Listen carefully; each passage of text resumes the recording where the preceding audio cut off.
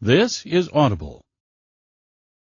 The Afrika Korps, the history of Nazi Germany's expeditionary force in North Africa during World War II, by Charles River Editors, narrated by Colin Fluxman. Introduction. The desert was quivering with heat. The gun detachments and the platoons squatted in their pits and trenches, the sweat running in rivers down their dust-caked faces. There was a terrible stench. The flies swarmed in black clouds upon the dead bodies and excreta and tormented the wounded. The place was strewn with burning tanks and carriers, wrecked guns and vehicles, and over all drifted the smoke and the dust from bursting high explosives and from the blasts of guns. Cecil Ernest Lucas Phillips. It may almost be said, before Alamein we never had a victory. After Alamein we never had a defeat. Winston Churchill. The fighting in North Africa during World War II is commonly overlooked, aside from the famous battle at El Alamein that pitted the British under General Bernard Montgomery against the legendary Desert Fox Erwin Rommel. But while the Second Battle of El Alamein would be the pivotal action in North Africa, the conflict in North Africa began all the way back in the summer of 1940, when Italian dictator Benito Mussolini declared Italy's entrance into the war.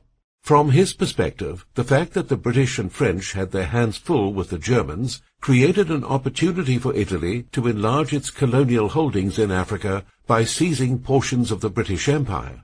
However, British troops in the colony of Egypt responded to Italy's declaration of war by driving through the Egyptian-Ethiopian border and attacking Italian troops stationed in the Italian colony of Ethiopia. By September 13, 1940, Italian commanders in Ethiopia were finally ready to put Mussolini's plan into action and attack British colonial holdings. But British troops had already attacked a series of Italian frontier posts and had inflicted 3,500 casualties among Italy's North African troops. Although British maneuvering in North Africa began successfully against the Italians, the British forces suffered a series of defeats over the next 2 years due to several problems the British Army faced as a result of inadequate preparation and weaponry.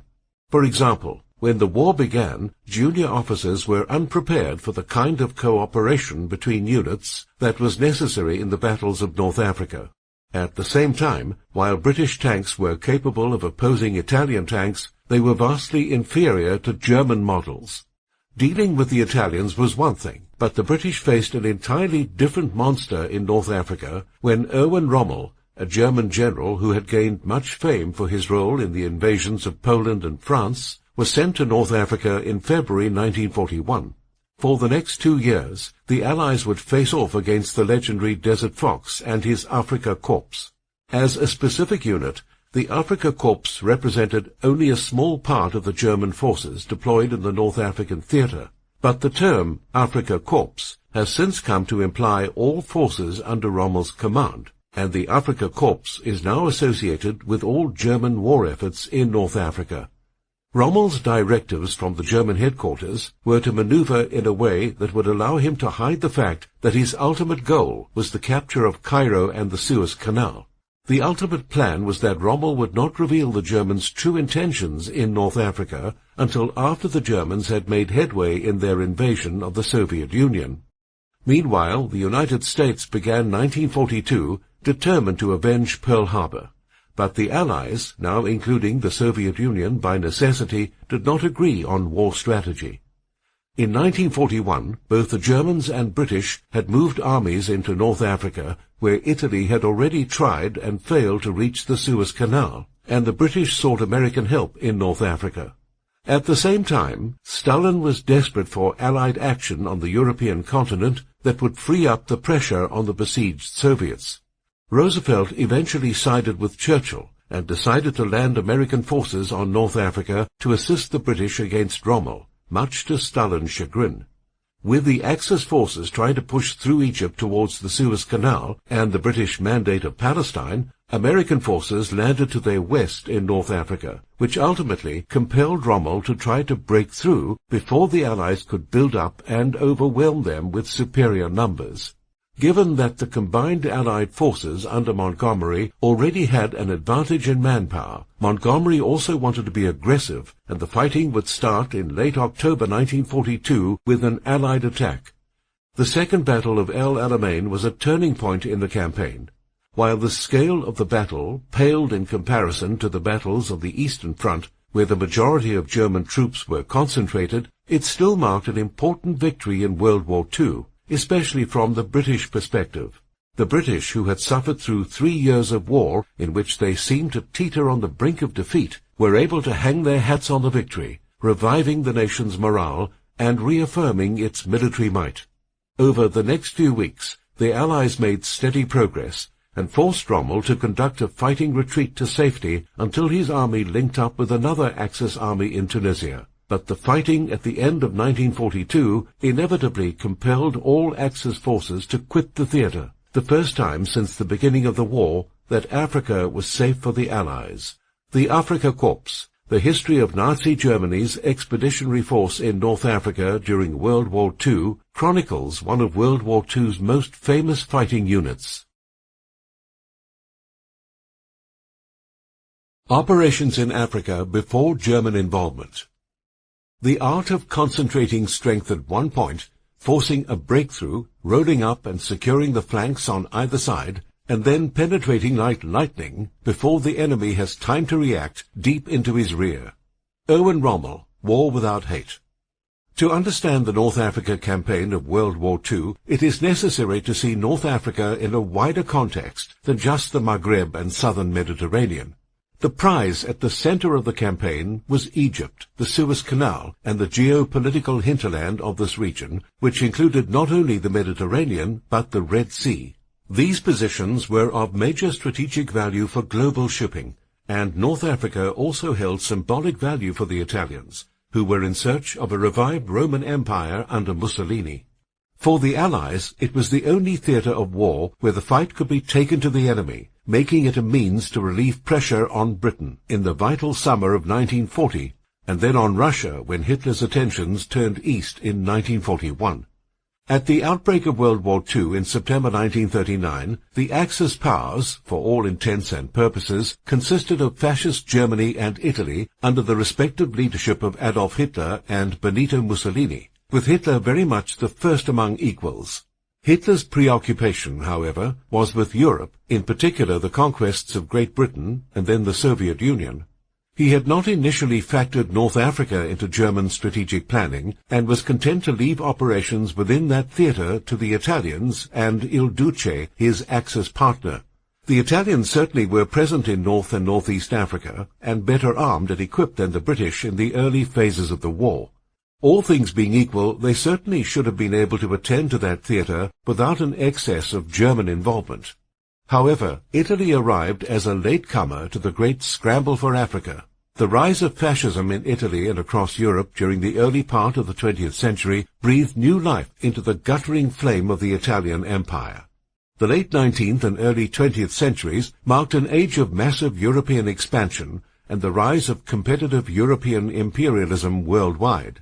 This marked the preamble to World War I, during which the great power blocks of Europe exercised an innate belligerence in a bloody contest, settling the matter of empire between the victors and the vanquished. The principal powers involved in this process were British, French, and German, the Ottoman and Russian empires being largely static and already in decline. The rapid partition of Africa from 1885 to World War I marked the final chapter of the great European imperial adventure, after which a steady decline set the tone for post-World War II decolonization.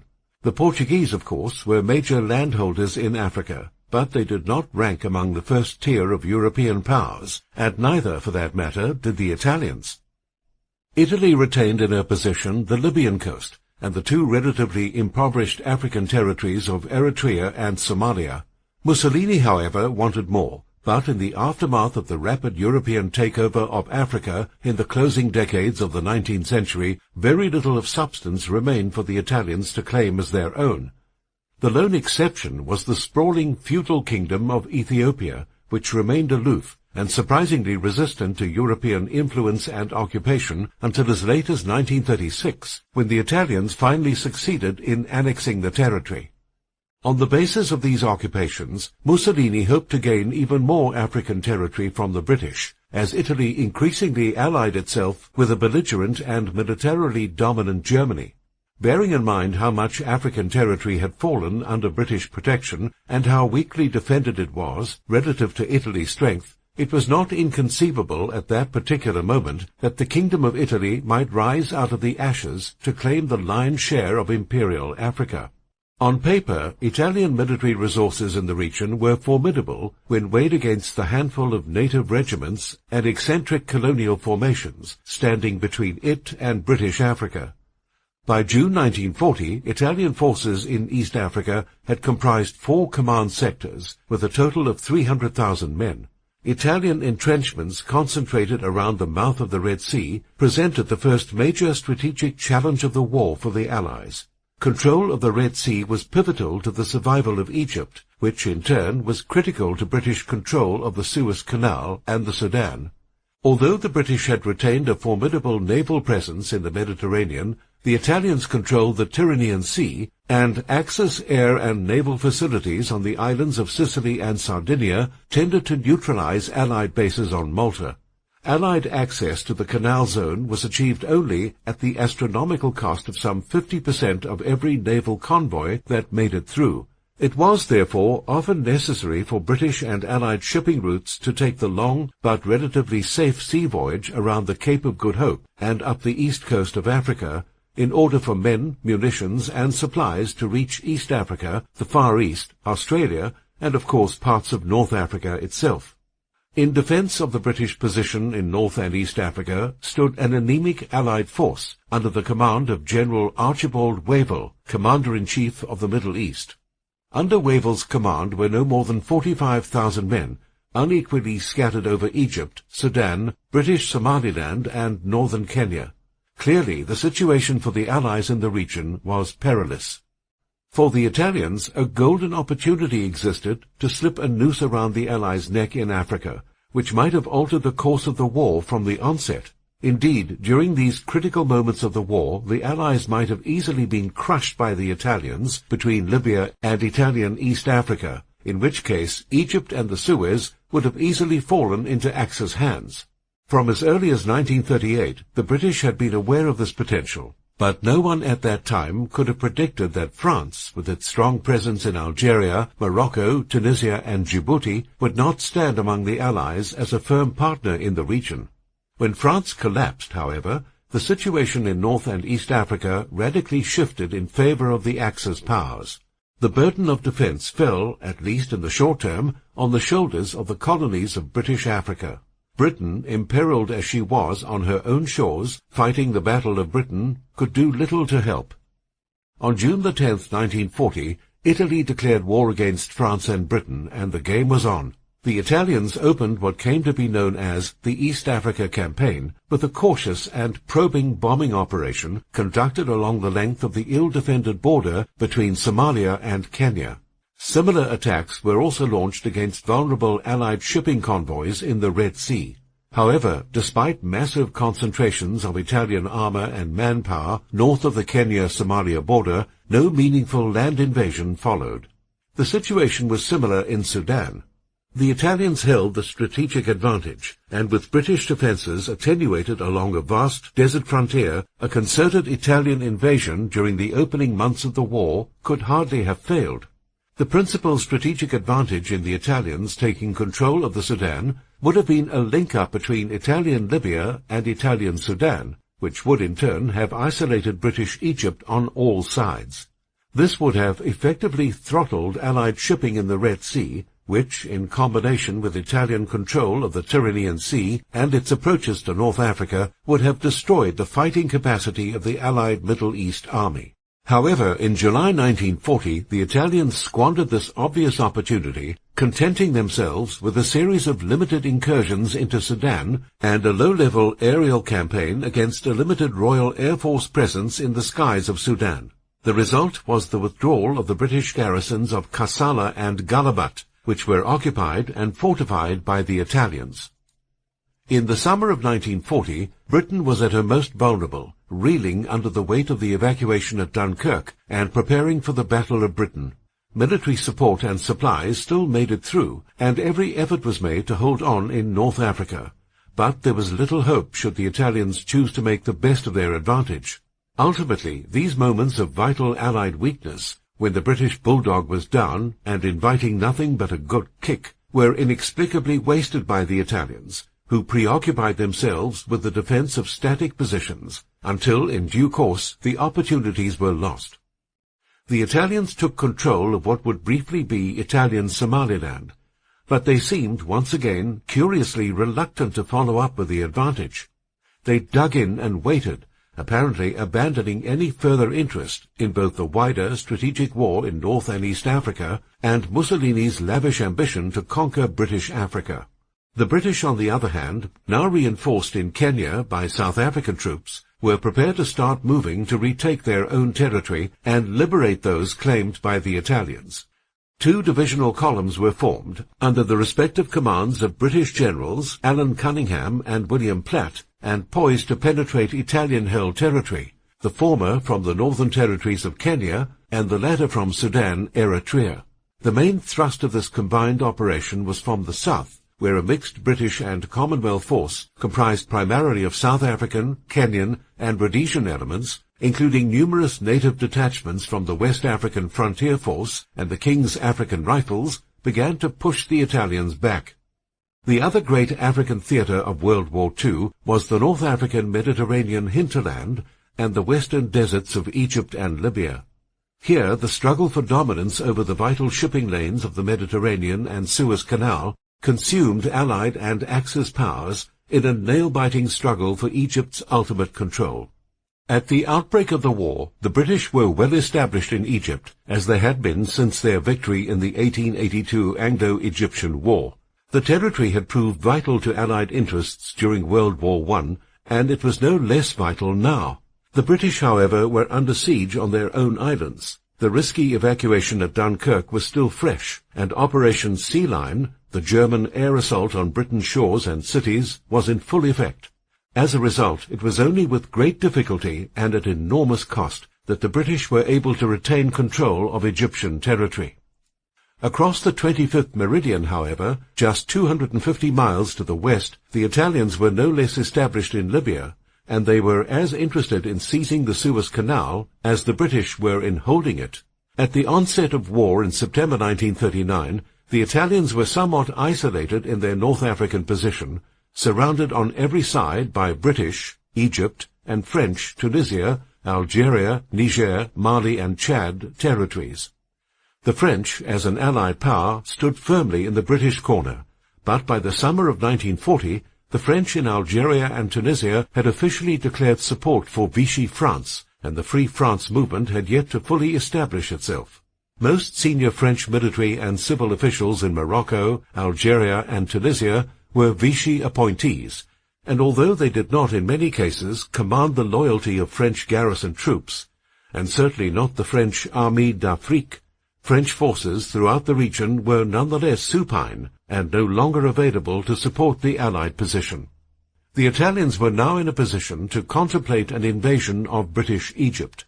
The Italian invasion of British Somaliland was complete, and the Italian mood was confident and aggressive. For Mussolini, this was the stuff of dreams.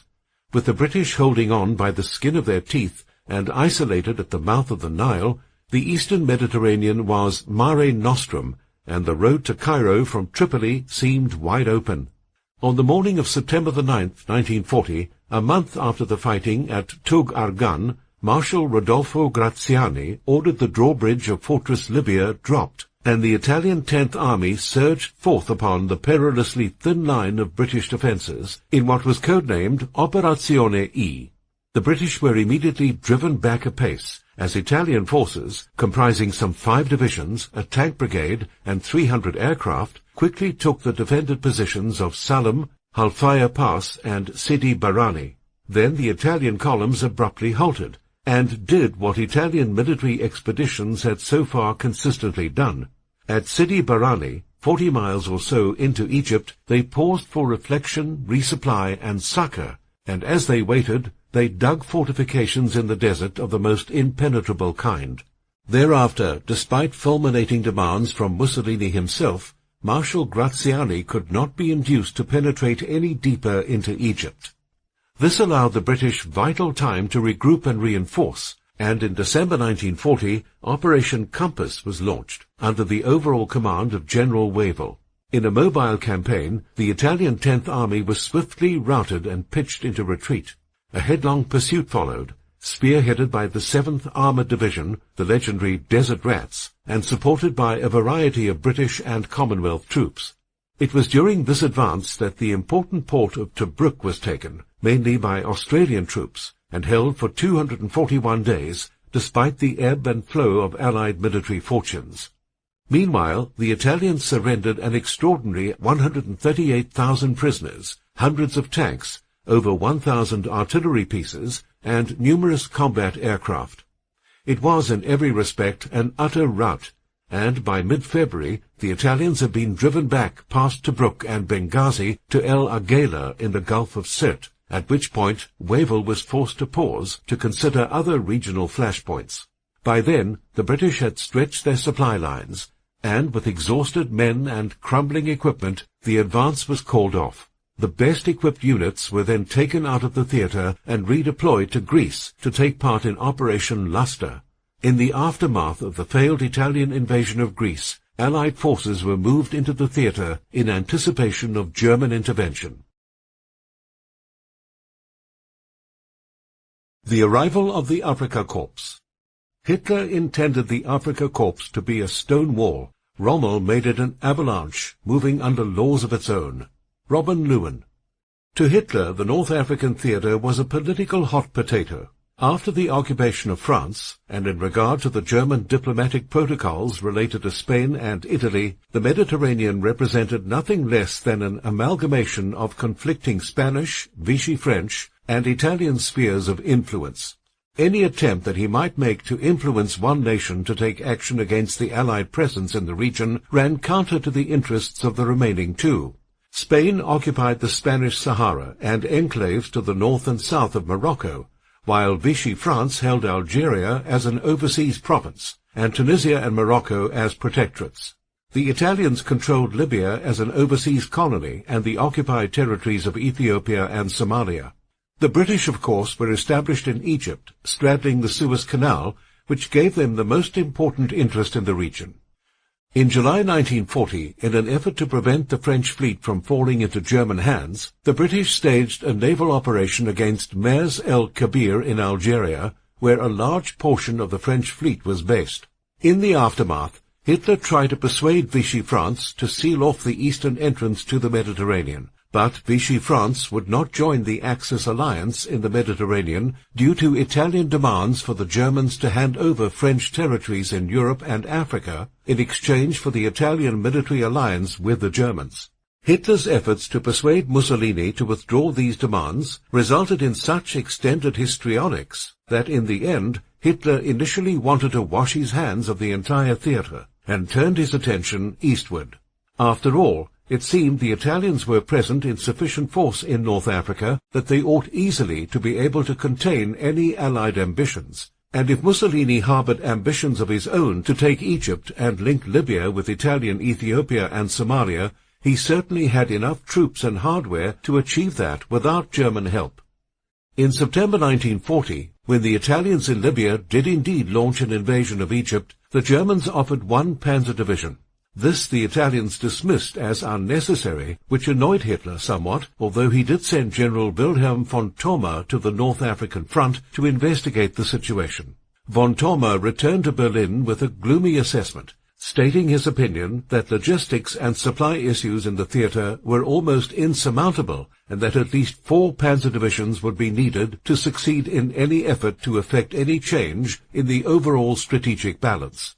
That certainly did not factor into the wider frame of German strategic planning, and when Mussolini launched a surprise invasion of Greece later in October 1940, Hitler's irritation with his Axis ally turned to anger. At this point, any plans he might have had to send German troops and armour to North Africa disappeared. However, on December the 9th, 1940, the Allies struck back against the Italian advance by launching Operation Compass, throwing back the Italians with unexpected ease. In 10 weeks, 10 Italian divisions were destroyed, and 130,000 Italian prisoners were taken. British armoured divisions advanced over 500 miles into Cyrenaica, directly threatening Tripoli, and perhaps even the collapse of the fascist regime in Italy. Hitler was now suddenly forced to reconsider the strategic situation in North Africa. The Italians evidently could not cope with their alliance obligations in North Africa without German help.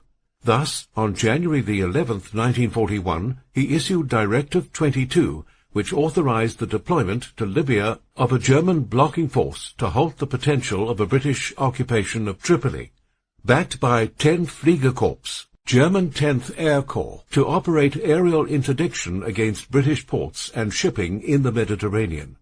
The blocking force consisted of the 5th Light Division, later designated the 21st Panzer Division, a hastily assembled mobile unit that stressed mobility and firepower over assigned troop strength, depending on the Italians to provide the ballast of infantry support. It consisted of the 5th Panzer Regiment, 2 machine gun battalions, 2 reconnaissance battalions, and a small regiment of field and air defense artillery. A newly organized Panzer Division, the 15th Panzer Division, later joined this force, February the 19th, 1941, to form the Deutsches Afrika Korps, DAK. To command this force, Hitler personally chose General Oberst Erwin Rommel, basing this decision on Rommel's proven capability in semi-independent operations, his stamina, and his tactical skill. Before his legendary encounters against the British and Americans in North Africa, Rommel gained much fame for his role in the invasions of Poland and France before he was sent to North Africa in February 1941. In describing Rommel, the Italian officer Alessandro Predieri talked about his 2 very rare and precious gifts. The first is luck, which, you will remember, Napoleon prescribed to his generals. The second gift is that of being able to keep his bearings in the midst of all the confusion of modern desert warfare. His instinct tells him immediately where a difficult situation is going to develop, and off he goes with his Kampfstaffel, headquarters group, which he treats like a Praetorian guard, and puts things right, charging around like a junior officer. Before his departure to Africa, Rommel was briefed on the strategic objective of his deployment to North Africa, and this was simply to defend Tripolitania from further British incursions, and no instructions were given to him to undertake offensive operations, or to extend his deployments more than 300 miles beyond Tripoli. This was a limited objective, and no additional resources were given other than what would be required to achieve this aim. The Axis chain of command in North Africa was rather complex. The theatre was, strictly speaking, an Italian theatre, and in order to maintain the fragile German-Italian entente, it had Marshal Ugo Cavallero as chief of the Italian Supreme Command. Cavallero was a veteran of World War I who had spent a great deal of time between the wars in industry. He was Commander-in-Chief of East Africa before succeeding Marshal Badoglio as Italian Chief of General Staff in November 1940, and he reported directly to Mussolini in Rome. Also in Italy was the veteran Luftwaffe commander, General Feldmarschall Albert Kesselring, who was Commander-in-Chief of all German forces in the Mediterranean, and who worked very closely with Cavallero. German and Italian forces in North Africa had been combined, with the overall commander of these fighting formations being Italian Marshal Ettore Bastico. The reality was, however, that Rommel commanded the actual fighting troops. Rommel would clash bitterly with Bastico early in the campaign, and he made no secret of his contempt for the fighting quality of Italian troops and the incompetence and hesitancy of Italian Central and Field Command. Bastico and the General Italian Command remained hostile to Rommel for the remainder of the campaign. In practice, then, the Germans had taken over the running of the campaign, and Rommel received his orders direct from the High Command in Berlin, sidestepping both the Italians and very often Kesselring too. This command infrastructure was enormously frustrating for Rommel because most of the decisions regarding the crucial provisions of supplies, shipping, and transport remained under Italian control, and thus were not under his direct command. Throughout the campaign, Rommel was to be plagued and frustrated by these ongoing supply and logistical problems, and there is no doubt that they negatively influenced the outcome of numerous actions. In the meanwhile, having chased the Italians 700 miles along the North African coastal highway and delivering Mussolini an astonishing defeat, the British had reached the end of a long and difficult supply line and had dug in east of Tripoli, where they were holding static positions. At the same time, Mussolini's military adventure in Greece became a higher priority, and key units, equipment and manpower were diverted away from North Africa towards the Aegean, and Rommel's advanced reconnaissance units were not long in reporting back a softening of the British advance strength. Meanwhile, Rommel now sensed an opportunity to strike at the weakened Allied defences, and he returned to Berlin, where he pleaded for additional resources and permission to conduct offensive operations. However, both the High Army Command, OKH, and the German High Command, OKW, refused. The Afrika Korps was intended to act only as a blocking force to protect Libya from any further British incursion. Rommel returned to Africa chastened, but not by any means discouraged. He had proven his natural genius in France in the use of the panzer divisions, and although then just a division commander, he had no doubt that now he had commanded an army, he could achieve so much more. Taking the offensive. Rommel's faith in his tactical prowess overcame the planning concerns of his staff. Major Donald E. Kirkland. Sometime in the mid-1930s, Rommel wrote a book based on his World War I experience entitled Infantry Tactics, or Infanterie greift an. Hitler obtained a copy of this book, read it, and was extremely impressed. In 1938, Rommel, then a colonel, was placed in command of a bodyguard battalion responsible for Hitler's personal safety. Raised to Major General just before the outbreak of war, Rommel used his favored status to gain command of one of the 10 panzer divisions poised to move into Western Europe. Rommel wrote about and practiced the doctrine of agility, speed, and surprise. This was in the context of infantry deployment, in the largely immobile circumstances of World War I, but they were the tactics wholly suited to the new doctrine of rapid armored advance that was evolving in the German Manual of Warfare in preparation for the invasion of Europe. Rommel was by nature outspoken, a master of self-promotion, and a bold and intuitive commander. Hitler liked winners, and Rommel's brash style appealed to him, so he often got what he wanted. Upon taking command of the 7th Panzer Division, Rommel immediately set about drilling his unit in the tactics and maneuvers that would define the upcoming campaign.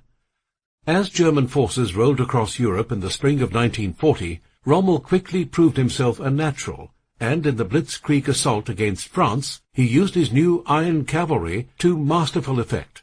He was clearly a gifted tactical commander, and, as such, when the need arose, he was Hitler's first choice to command the newly formed Deutsches Afrika Korps, DAK.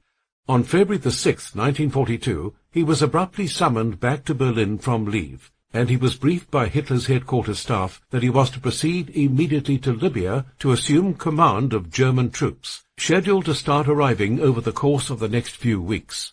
The operation to establish the German Afrika Korps was codenamed Operation Sonnenblume, and it proceeded in 2 phases. The first phase commenced on January 11, 1941, with the issuing of Directive 22, and the second on April 25th, as the 8th Panzer Regiment of the 15th Panzer Division embarked on 3 convoys for their journey from southern Italy to North Africa.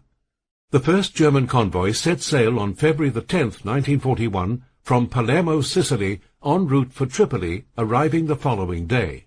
The second convoy departed Naples on February 12th, the same day that Rommel, newly promoted to the rank of Generalleutnant, arrived in Tripoli to take up his command. His first few days were spent in overseeing disembarkation and organization, and soon the first German patrols began probing eastward along the coast towards British advanced positions. The first shots were fired between the Germans and the British in North Africa on February 20th, 1942, when a German advance patrol made contact with a British patrol near Al Agheila between Benghazi and Tripoli. In the meanwhile, at sea, the British Mediterranean Squadron began interdicting German convoys crossing from Italy. The force build-up, however, continued.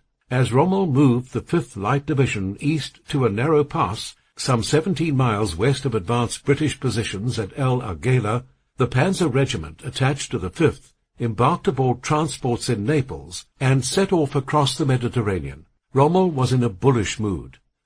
By this time, the British were beginning to gather intelligence related to the large-scale movement of German troops to North Africa, and soon coded messages were passing between Allied headquarters in Egypt and the War Office in London in preparation for some pending action. On March the 29th, the first of those predicted actions began. German tanks and armoured cars advanced on El Agheila, engaging British forward units in the desert between El Agheila and Mersa Brega, while behind Allied lines, Luftwaffe aircraft hit and destroyed an Allied train carrying fuel. The game was on. By May the 6th, the German 8th Panzer Division had made landfall in Libya, bringing Operation Sonnenblume to a conclusion and releasing Rommel to act, at least in his own mind. Even at this stage, Hitler was of the opinion the Italians could hold their own in North Africa, and his offensive focus was on Russia. Rommel's orders were to work with the Italians and act purely in a defensive capacity, as Hitler did not want to divert resources to a theatre he regarded as secondary. Rommel, however, had no intention of doing this. He was not necessarily aware of the launch of Operation Barbarossa, the invasion of Russia at that point, and he saw it as his duty to exploit what local opportunities were available. The British had, after all, positioned within artillery range of Tripoli, exhausted at the end of a 1,300-mile supply line. With bold and determined action, the conquest of Egypt and the Suez was entirely possible, and the great fatted calf that was British Africa might have also been available for the taking. Thus, what began as probing attacks against British positions would accelerate quickly into a breakneck pursuit. As surprised as the British were, the German High Command was perhaps more surprised still, and Rommel was again warned against any actions requiring reinforcements. Moreover, Rommel was technically subordinate to the Italian command in Libya, but he had no intention of honoring the limitations implied by that. He determined early on that he would not only halt the Allied advance, but he would throw it back into Egypt. He combined advance units of the 5th Light Division with the Italian 10 Motorized Corps and sent them forward to establish defensive positions 200 miles further to the east than planned by the Italian Commander-in-Chief, General Italo Garibaldi, commander of the Italian 5th Army, resorting to subterfuge and insubordination to do so. He then began to probe for weak spots in the British defences as the disembarkation of Deutsches Afrika Korps continued in Tripoli. The British, in the meanwhile, had begun their withdrawal of units for redeployment to Greece, and sensing a gradually developing weakness in the British line, Rommel immediately flew back to Berlin to request additional reinforcements and permission to commence offensive operations. Of course, both Army Command and German High Command refused, and Rommel was reminded that the Deutsches Afrika Korps had been sent to Libya to act only as a blocking force to boost Italian morale and protect Libya from any further British advances. Undeterred, Rommel ignored this directive and went on the offensive at the moment that his aircraft touched down in Tripoli.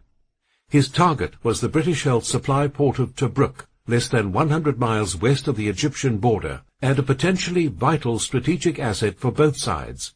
Control of port facilities midway between Suez and Tripoli offered important resupply to any army attempting to control a vast region, where overextended supply lines would prove, time and again, to be the deciding factor in the seesaw campaign that would be waged during the course of the following year. Rommel's opening attack can perhaps best be characterized as a raid, an opportunistic advance that was aided by a British determination to avoid decisive engagements and to execute a planned withdrawal. On March the 23rd, forward German reconnaissance units indicated that the British were thinning out their forward defences in the vicinity of El Agheila, and the following day, March the 24th, an attack by the German 3rd Reconnaissance Battalion was successful.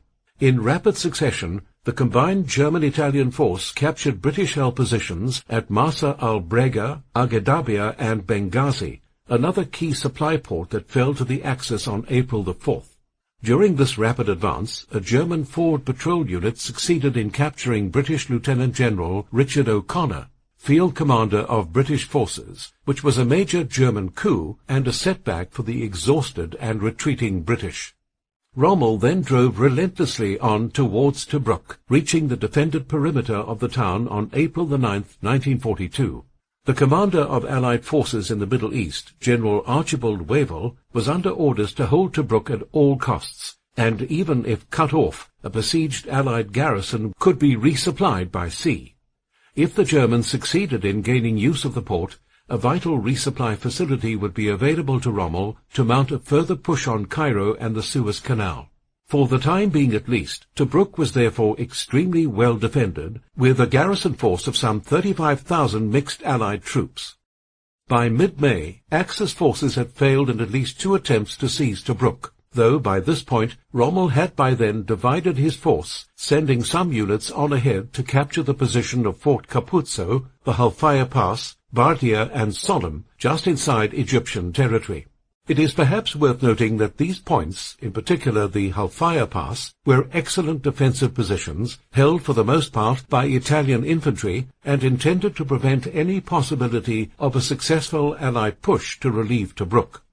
British forces were thus effectively pushed out of Cyrenaica and back into Egypt, and although Tobruk remained in Allied hands, Rommel could now pause and reflect on his first conspicuous battlefield success in North Africa. He nonetheless lacked the necessary strength to take Tobruk, so he laid siege to the port. Now he requested additional forces to take the port and allow him to press forward his advance into Egypt. The German Army High Command sent General Friedrich Paulus to North Africa to inspect the situation and report back. Paulus confirmed the High Command fear that the Afrika Korps had worked itself into a tactically strained position, overextended and logistically unsupportable. He acceded to the obvious logic of storming Tobruk, but tried to reaffirm to Rommel that the objective of his deployment to North Africa was to conduct a limited strategic defense of Italian territory, not to conquer Egypt. During May of 1942, both sides reinforced. The remainder of the Afrika Korps, most notably the 15th Panzer Division, arrived at the front and joined the 5th Light Division in defensive positions along the Egyptian-Libyan border. Again, the most important of these was the Halfaya Pass, a narrow defile moving through an area of broken hill country on the Egyptian side of the frontier. For their part, the British, acting upon the impatience of Prime Minister Winston Churchill, launched a hastily prepared counter-offensive on May the 15th, codenamed Operation Battle Axe. The objective of this operation was to destroy Rommel's panzer units in an open tank battle, relieve Tobruk, and continue on to Tripoli. However, the operation faltered almost immediately. The British advanced in 3 separate and largely uncoordinated columns, offering Rommel precisely the battlefield of his choosing, and the opportunity to engage and defeat each column in detail. By the end of the first day, over half of the British tank force had been lost, and by June the 17th, the operation had been called off. Wavell was recalled as a consequence, and he was replaced by General Claude Auchinleck. Further Allied reinforcements were brought in. By now it was clear the North Africa campaign had developed into a contest of armor and mechanized infantry, and vital to the organization of both forces was reconnaissance. Desert warfare in World War II gave rise to a number of specialist units operating under specific conditions, some of which, like the Special Air Service, or the SAS, founded by Colonel David Stirling, would evolve and survive, while others, such as the Long-Range Desert Group, would gradually dissolve. As the focus of the war moved north to Europe, the Long-Range Desert Group, or the LRDG, was the brainchild of Brigadier Ralph Bagnold, a scientific explorer who had, prior to the outbreak of war, began to utilize motorized transport for scientific work and research in Egypt. He was one of the adventurous and resourceful men, among whom might be numbered Thomas Edward Lawrence, the legendary Lawrence of Arabia, who combined the artistic and intellectual with the manly art of war. Bagnold developed an informal catalogue of desert survival techniques, breaking new ground in where and how a motor vehicle might be used behind the wheel of a Ford Model T. In 1940, Bagnold tested the concept of forming a unit of long-range reconnaissance experts equipped for desert travel, that might range far behind enemy lines in a fleet of specially modified vehicles. He ran the idea past General Rommel, who turned out to be an eager listener. Bagnold warned of the likelihood of an Italian raid on Aswan in southern Egypt, which would link southern Libya with northern Ethiopia, effectively severing the vital British link between Egypt and Sudan.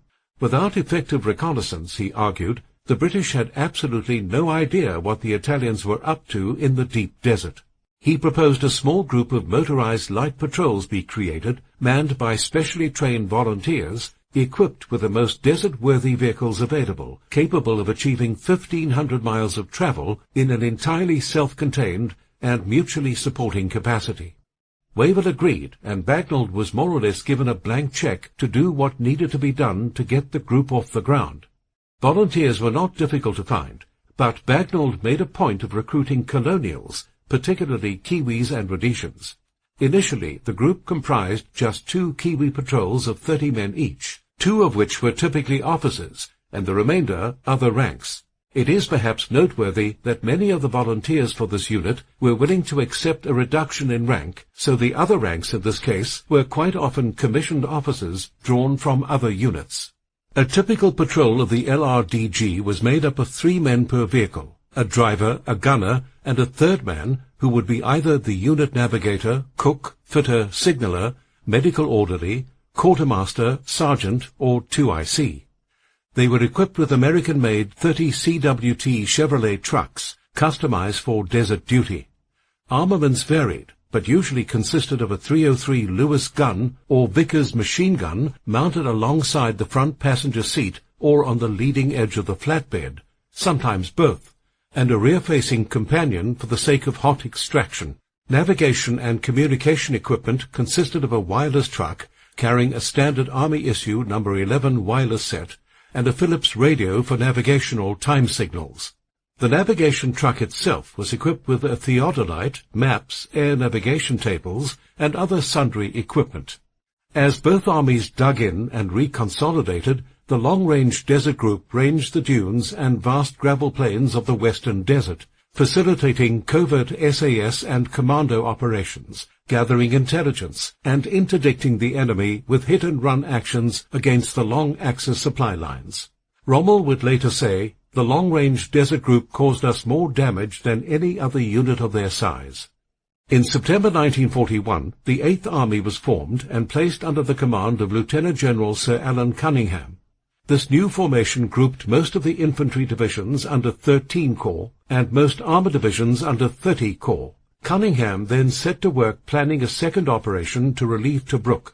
In its simplest configuration, this operation, codenamed Operation Crusader, would utilize 13 Corps to seize frontier positions, while the armor of 30 Corps would swing south to take on the armor divisions of the Afrika Korps and relieve Tobruk.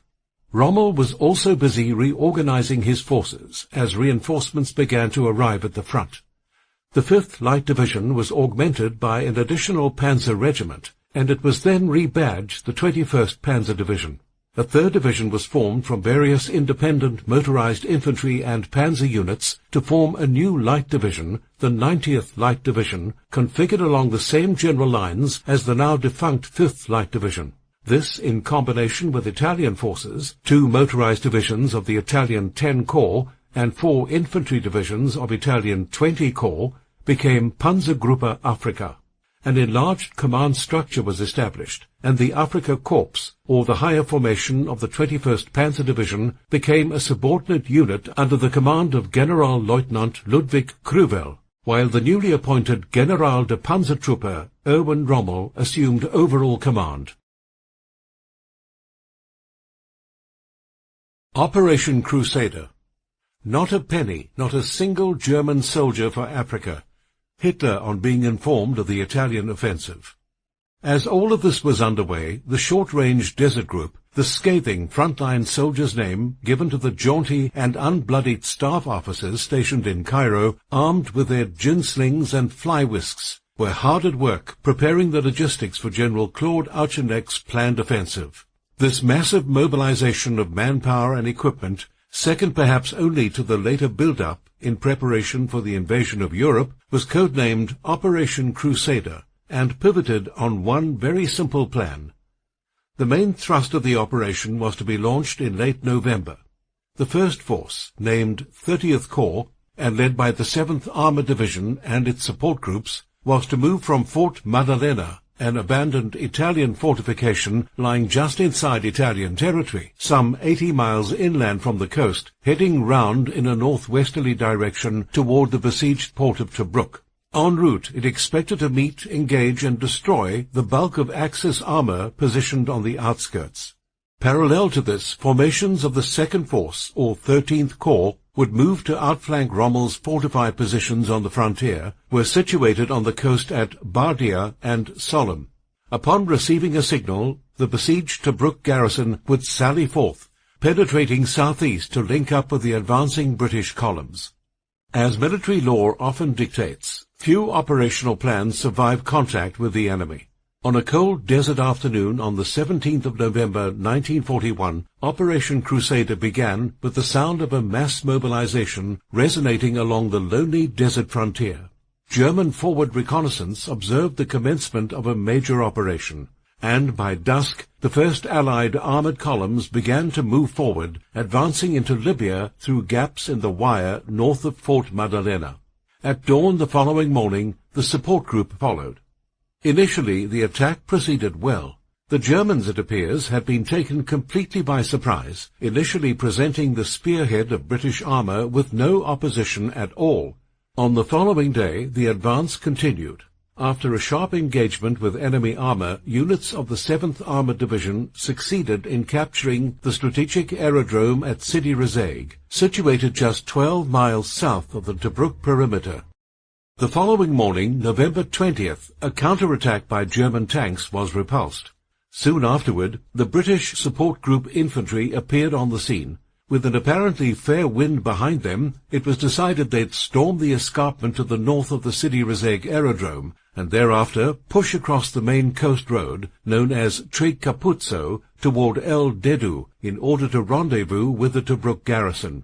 Having anticipated this, Rommel had been busy taking the measure of the British attack overnight, and he was ready to respond by sunrise. On November the 21st, the 21st Panzer and Italian Ariete 132nd Armored Divisions began moving northeast at a brisk and confident pace towards British positions. One of the longest, bloodiest, and most embittered actions of the North African campaign, the Battle of Sidi Rezaigue, was about to begin.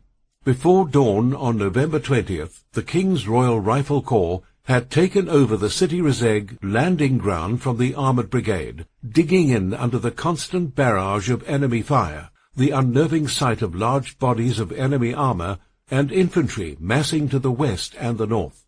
Despite this, in the early hours of the morning of the 21st, orders were issued to commence planned attacks on the steep escarpment north of the Sidi Rezaigue landing ground, which would put the Allies in command of the main coast road, thus cutting off the only Axis line of communication from east to west. There was little alternative at that point, bearing in mind it was level terrain in comparison to a simple frontal assault executed across the landing ground itself. The plan called for the concentration of artillery fire on enemy positions, immediately followed by a carrier assault from offshore, after which the battalion would form up and cross the starting line at precisely 0800 hours, in what was classic British Army attack strategy.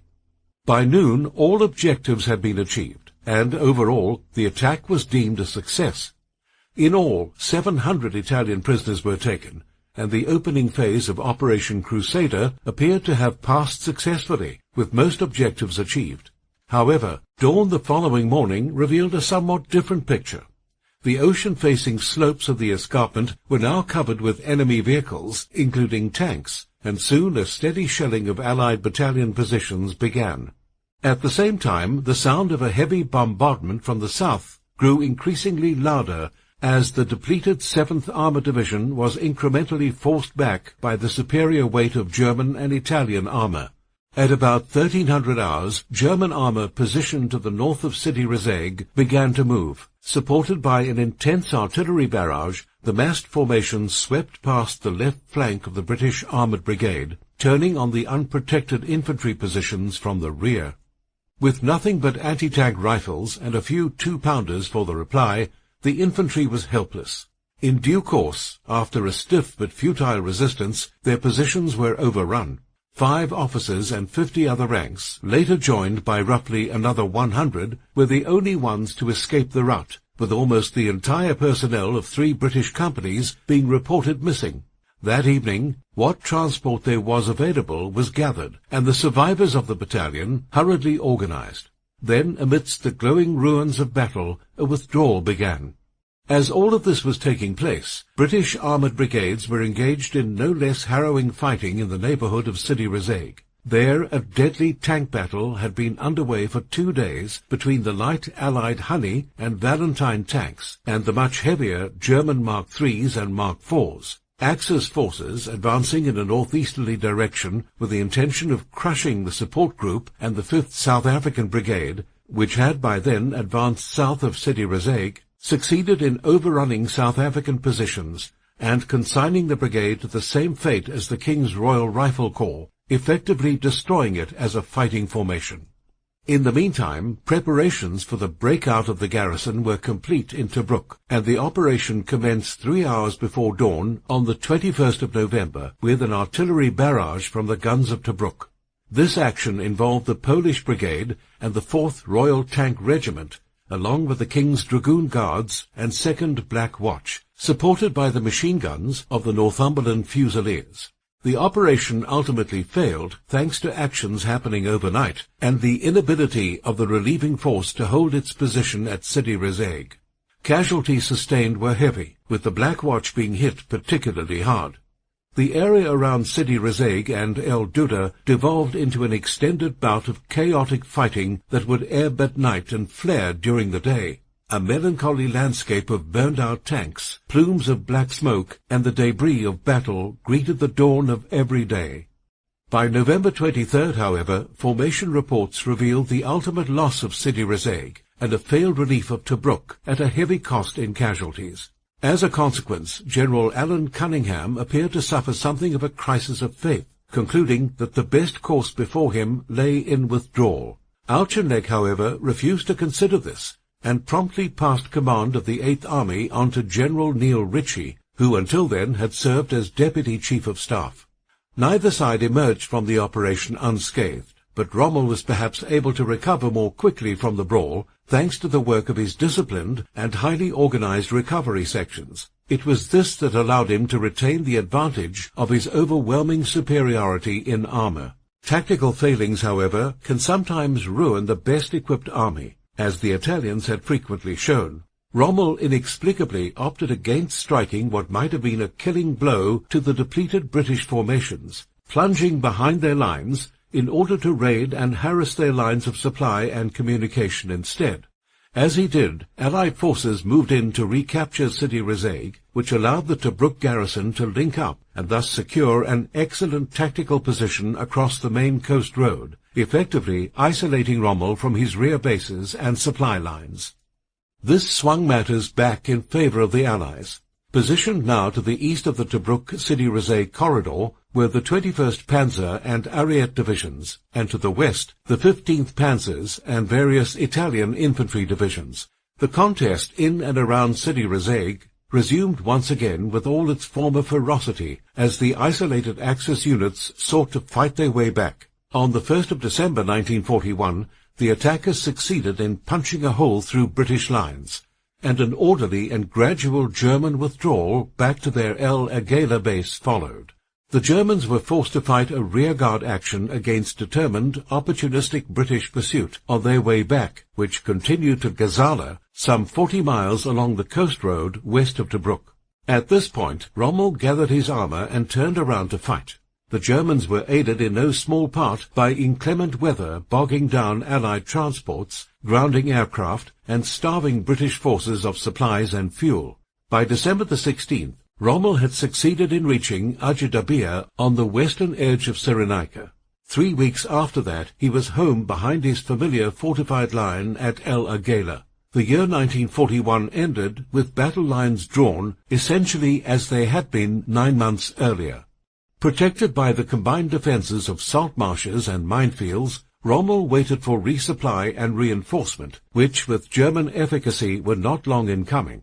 Within 3 weeks, his losses, in terms of manpower and equipment, had been replaced, and his forces were joined by 2 fresh Italian divisions, the Littorio and Sabrata. The Allied troops confronting Rommel at El Agheila had become vulnerable due to extended supply lines and exhausted troops. They were situated at the end of attenuated supply lines stretching back over 1,000 miles to Cairo, largely isolated from reinforcement and critically short of supplies and ammunition. Axis gunners now had a commanding view of British forward positions and made good with their heavy guns, which easily outranged the Allied 25-pounders. On January the 21st, 1942, these static lines finally snapped, and the game was on again. 3 German columns, each strongly supported by armour, broke out of El Agheila, pressing the British back toward Ajdabiya, in this the latest yaw in an ongoing seesaw struggle. Once again, the Allies were in retreat along the coast road. By the end of the first week of February, Rommel was pressing hard against the South Africans south of Gazala, the line holding and the position briefly stabilized. It was nonetheless a bitter pill for the Eighth Army to swallow. All that had been won by the hard fighting and sacrifice of the weeks and months prior was quickly lost. Rommel had so grown in stature, thanks to his extraordinary daring and aggression, he was often compelled to travel to Berlin and Rome in the midst of the advance to personally receive the plaudits and congratulations of Hitler and Mussolini. For the British, however, this was arguably the lowest point of their campaign. Churchill himself remarked, "Before Alamein we never won a victory, and after it never suffered a defeat." El Alamein had yet to be fought, and for the time being the Mediterranean fleet was depleted by grim and costly convoy runs, while the Royal Air Force in Malta had been reduced to a remnant. Although the position was extremely tense along the Gazala line, positions remained static. The British had adopted the box defence system, which consisted of strongly fortified positions with 360-degree defences and vehicles and armaments dug in below ground level. Held by determined troops, these structures represented formidable defensive positions, although static by nature. Meanwhile, Rommel had once again formulated a simple plan of attack. The Italian infantry divisions were to deliver 3 holding attacks on the British forward positions, the first in the north near Gazala, the second where the Trig Capuzzo, the desert road, cut the centre of the British line, and the third in the south near Bir Hakem. Alongside these, the Afrika Korps and Littorio division, with a force of 350 tanks, were to outflank British defended positions in the south, delivering a lightning blow in the rear with the intention of capturing Tobruk and the airfields in its vicinity. At daybreak on May the 27th, in the searing heat of late spring, the attack commenced. Stiff opposition was almost immediately registered from the 25-pounders and light tanks of the 1st and 7th Armoured Divisions, as well as constant harassment by the Royal Air Force. In spite of this, Axis panzer groups succeeded in reaching El Duda and Sidi Rezaiq by afternoon, where they were held and eventually obliged to fall back after a ferocious tank battle south of Tobruk. By early June 1942, Rommel had switched his focus to Bir Hakem, which held a strategically important position along the Gazala line. This city, which was defended by French troops, was attacked by Axis forces for 10 days, but as French troops desperately tried to hold the strategically important location, the British made the decision not to reinforce them. The French commander, Brigadier General Pierre Koenig, asked for permission to withdraw his forces as water and ammunition ran low, and on June the 10th his men left the city. A German soldier noted his surprise in an account. During the first 10 days of our attack against the French, the British had remained amazingly calm. The Ariete Division alone was attacked by them on June the 2nd, but it defended itself stubbornly. After a counter-attack by the 21st Panzer Division, the situation again there became quiet. The British had given up the initiative, and it was Rommel and the Germans who pressed forward. Axis forces attacked at Knightsbridge and El Adem on June the 12th, and in the combined battles the British lost roughly 120 tanks. After this point, the situation continued to worsen for the British, and one of the biggest issues was that Auchinleck, as the newly appointed Commander-in-Chief of British North African forces, had overlapping responsibilities that did not allow him to focus his energy on Rommel's threat. At the same time, mistakes by Auchinleck's subordinates allowed Rommel continued opportunities to attack British forces, like the British inability to hold Tobruk. Although Auchinleck ordered his men to reinforce the garrison there, his subordinates, Generals Ritchie and Gott, decided that the garrison could hold out on its own, even though the defences around the city were weakened from previous fighting. After his victories at Knightsbridge and El Adem, Rommel decided to concentrate a large percentage of his forces on attacking Tobruk. The British 4th Armoured Brigade attempted to stall the German advance on Tobruk, but the ensuing battle on June the 17th against German panzers, stationed between Bel Ahmed and El Adem, the British lost another 30 tanks, crippling Britain's tank capabilities in the area. When the Germans attacked Tobruk on the 20th of June, the city's defenders had little chance of holding out against superior German firepower, and by the end of the first day, the battle was basically over. Once their mopping-up operations had been completed, the Germans had captured the city and 33,000 prisoners. The defenders of Tobruk were ill-equipped and had inadequate defences for such a large-scale German attack, yet British leaders had believed that Tobruk was impregnable, as Captain B. L. Bernstein wrote. His disbelief at the loss of Tobruk was confirmed when he wrote that the whole thing was a ghastly mistake.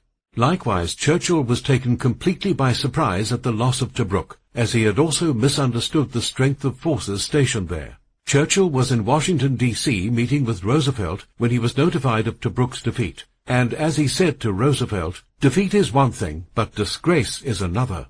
Emboldened by the victory at Tobruk, Rommel next decided to launch simultaneous efforts against Egypt and the island of Malta, believing that he could take both locations before the British were able to regroup and mount a serious defence. While his logistic support was continually being stretched to the breaking point, Rommel believed that they could keep up, and he argued with other German military officers who thought he was being too reckless. Although Hitler backed Rommel's plan, it was eventually curtailed so that the attack on Malta was suspended, while the Germans concentrated on an advance against Egypt. As the Axis forces moved toward Egypt in late June, the British brought together scattered groups of forces to create a defence that included 159 tanks and infantry units that were combined from a number of divisions. As the Germans began their attack, the British Desert Air Force played an important role by neutralizing the Luftwaffe and thereby preventing Rommel from enjoying air support. Meanwhile, the ground battle was a confused jumble, with both sides making mistakes in the fighting. Rommel could have been surrounded early on, but instead his 21st Panzer Division was able to scatter the New Zealand division that was opposing them. The British, believing the New Zealanders had been wiped out, ordered a withdrawal that left their 10 Corps isolated at Matruh. The 10 Corps was forced to remain in their position for a day and then attempt to break out during the night, leaving 6,000 prisoners and 40 tanks behind. On the morning of June 29th, the forward elements of the 21st Panzer Division surprised a British column near Fuka and took another 1,600 prisoners. At this point, Rommel believed victory was imminent and told his subordinate, Hauptmann George Briel, "Well, Briel, you will advance with your men to Alexandria and stop when you come to the suburbs. The Tommies have gone. When I arrive tomorrow, we'll drive into Cairo together for a coffee." With the battle turning against the British, Auchinleck ordered a withdrawal to the Alamein line, 60 miles from Alexandria, on June 26th, where the British defensive line included a massive artillery defence. The British strategy also included remaining as mobile as possible, unimpaired by the necessity for defending fortified positions. By July the 1st, as Axis forces moved toward the Alamein line, it seemed as though the British had been defeated, and German propaganda called for the women of Alexandria to get out your party frocks. We're on our way. The Royal Navy evacuated Alexandria, and British officers in both Alexandria and Cairo tried to burn secret documents in preparation for the cities being taken. In the end, Rommel had lost much of what he had won in the previous days, and by the time he realized that his dramatic dash to the wire, as the episode became known, had failed, it was too late to effect a reverse. The tide of battle had begun to turn against him. What his side operation did achieve, however, was to rattle the Allies and to effect a shake-up of the Allied forward command in the wake of a generally confused coordination of the operation. Auchinleck recalled General Alan Cunningham, who he thought displayed defeatist tendencies, and replaced him with General Neil Ritchie. Fresh British reserves were brought to the front, while the Royal Air Force and Royal Navy, from their bases in Malta, began to interdict Axis supply lines from Italy. Rommel had no choice then but to break up his encirclement of Tobruk and commence an orderly retreat. On December the 10th, the Allies relieved Tobruk and began a steady advance into Cyrenaica. Panzer Group Africa was reduced to 40 operational tanks in 2 divisions. Retreating west, some 14,000 Axis troops were cut off and isolated. On December the 25th, Benghazi fell once again to the Allies, and by the end of 1941, Rommel's forces were back at their original defensive lines at El Agheila. Rommel rebounds. We have a very daring and skilful opponent against us, and, may I say, across the havoc of war, a great general. British Prime Minister Winston Churchill describing Rommel. Now it was the British who were at the end of a long supply line, and in the wider theatre of war, changes were afoot. The Japanese had entered the war, and once again Allied manpower and equipment were diverted east, robbing General Auchinleck of vital resources on the North Africa front. At the same time, winter on the Russian front brought about a lull in Luftwaffe combat flying, allowing the temporary transfer of air strength to the Mediterranean and the North Africa front. Supply convoys from Italy began getting through, and Rommel was quickly refitted and reinforced. On January the 21st, 1942, Rommel was on the move again. In a spirited offensive, before the overextended Allies could catch their breath, he drove hard toward Benghazi, using Italian forces to round the bulge, while he led his panzer forces directly overland towards Mechili, pausing at what came to be known as the Gazala Line. There, both sides dug in and began building up strength for a large-scale pending offensive. Tobruk was now back in Rommel's crosshairs. Italian forces hit the entrenched Allied position at Bir Hakeim, held by the Free French, while Rommel's panzers hooked around the left of the British lines and swept north, joining the 8th Army in battle in another signature Desert Fox tactic. As Rommel slowly gained the upper hand in a rolling tank battle, the Italians fought hard, but they were mostly ineffective against the Free French position at Bir Hakeim. Resupply became once again the... You're welcome to enjoy this audiobook at no cost. Take a break, listen to relaxing music, and thank you for watching the video.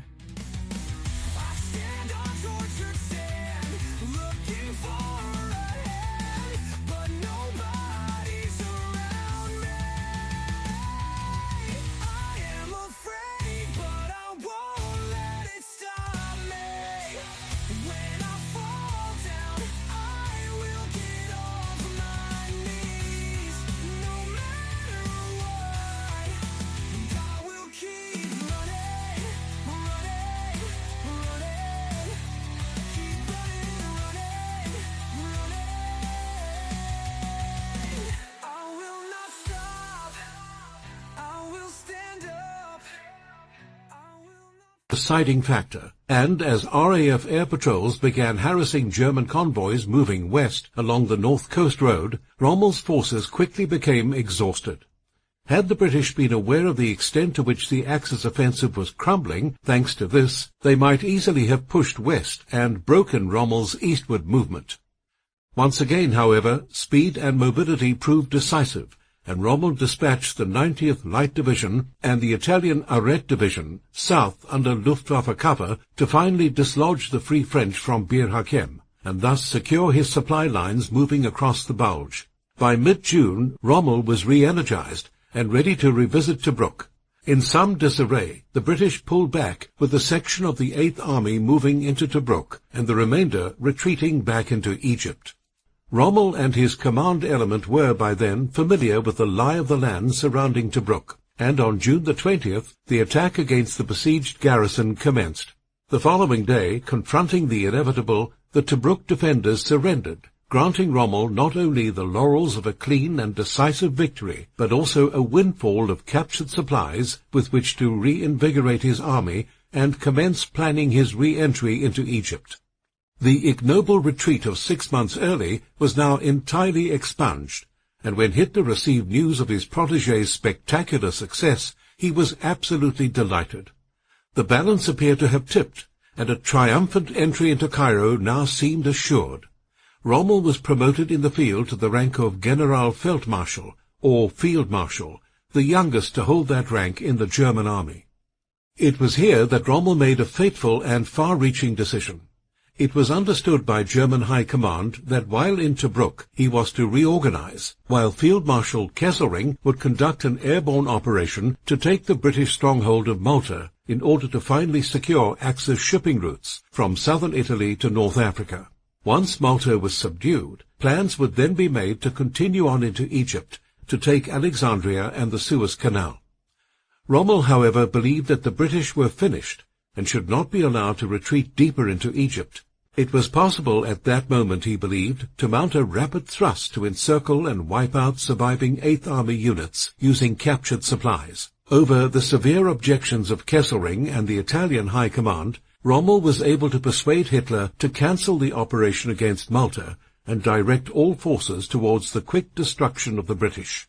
Auchinleck, in the meantime, established a defensive line at Mersa Matruh to block the advancing Germans, fielding a force of some 20,000 men, far greater than Rommel's mobile spearhead of the 21st Panzer Division and 90th Light Division. Rommel, however, operating without effective air cover, was able to exploit poor command and utter confusion in the British ranks, in the midst of a disorganized retreat, to encircle British positions and press a further Allied retreat east to El Alamein. Nothing now stood between Rommel and Alexandria, but an enfeebled Allied line south from El Alamein. The First Battle of El Alamein. El Alamein was then an insignificant railway siding 30 miles west of Cairo, but to the south of it, some 15 miles distant, lay what is known as the Qattara Depression, a low-lying geographic feature comprising a steep drop-off that was impassable to wheeled or tracked vehicles. This offered the opportunity for a relatively small Allied force to block the advancing Axis spearhead extremely effectively. Here the Allies dug in, laid out minefields and trenches, and waited for the inevitable Axis assault.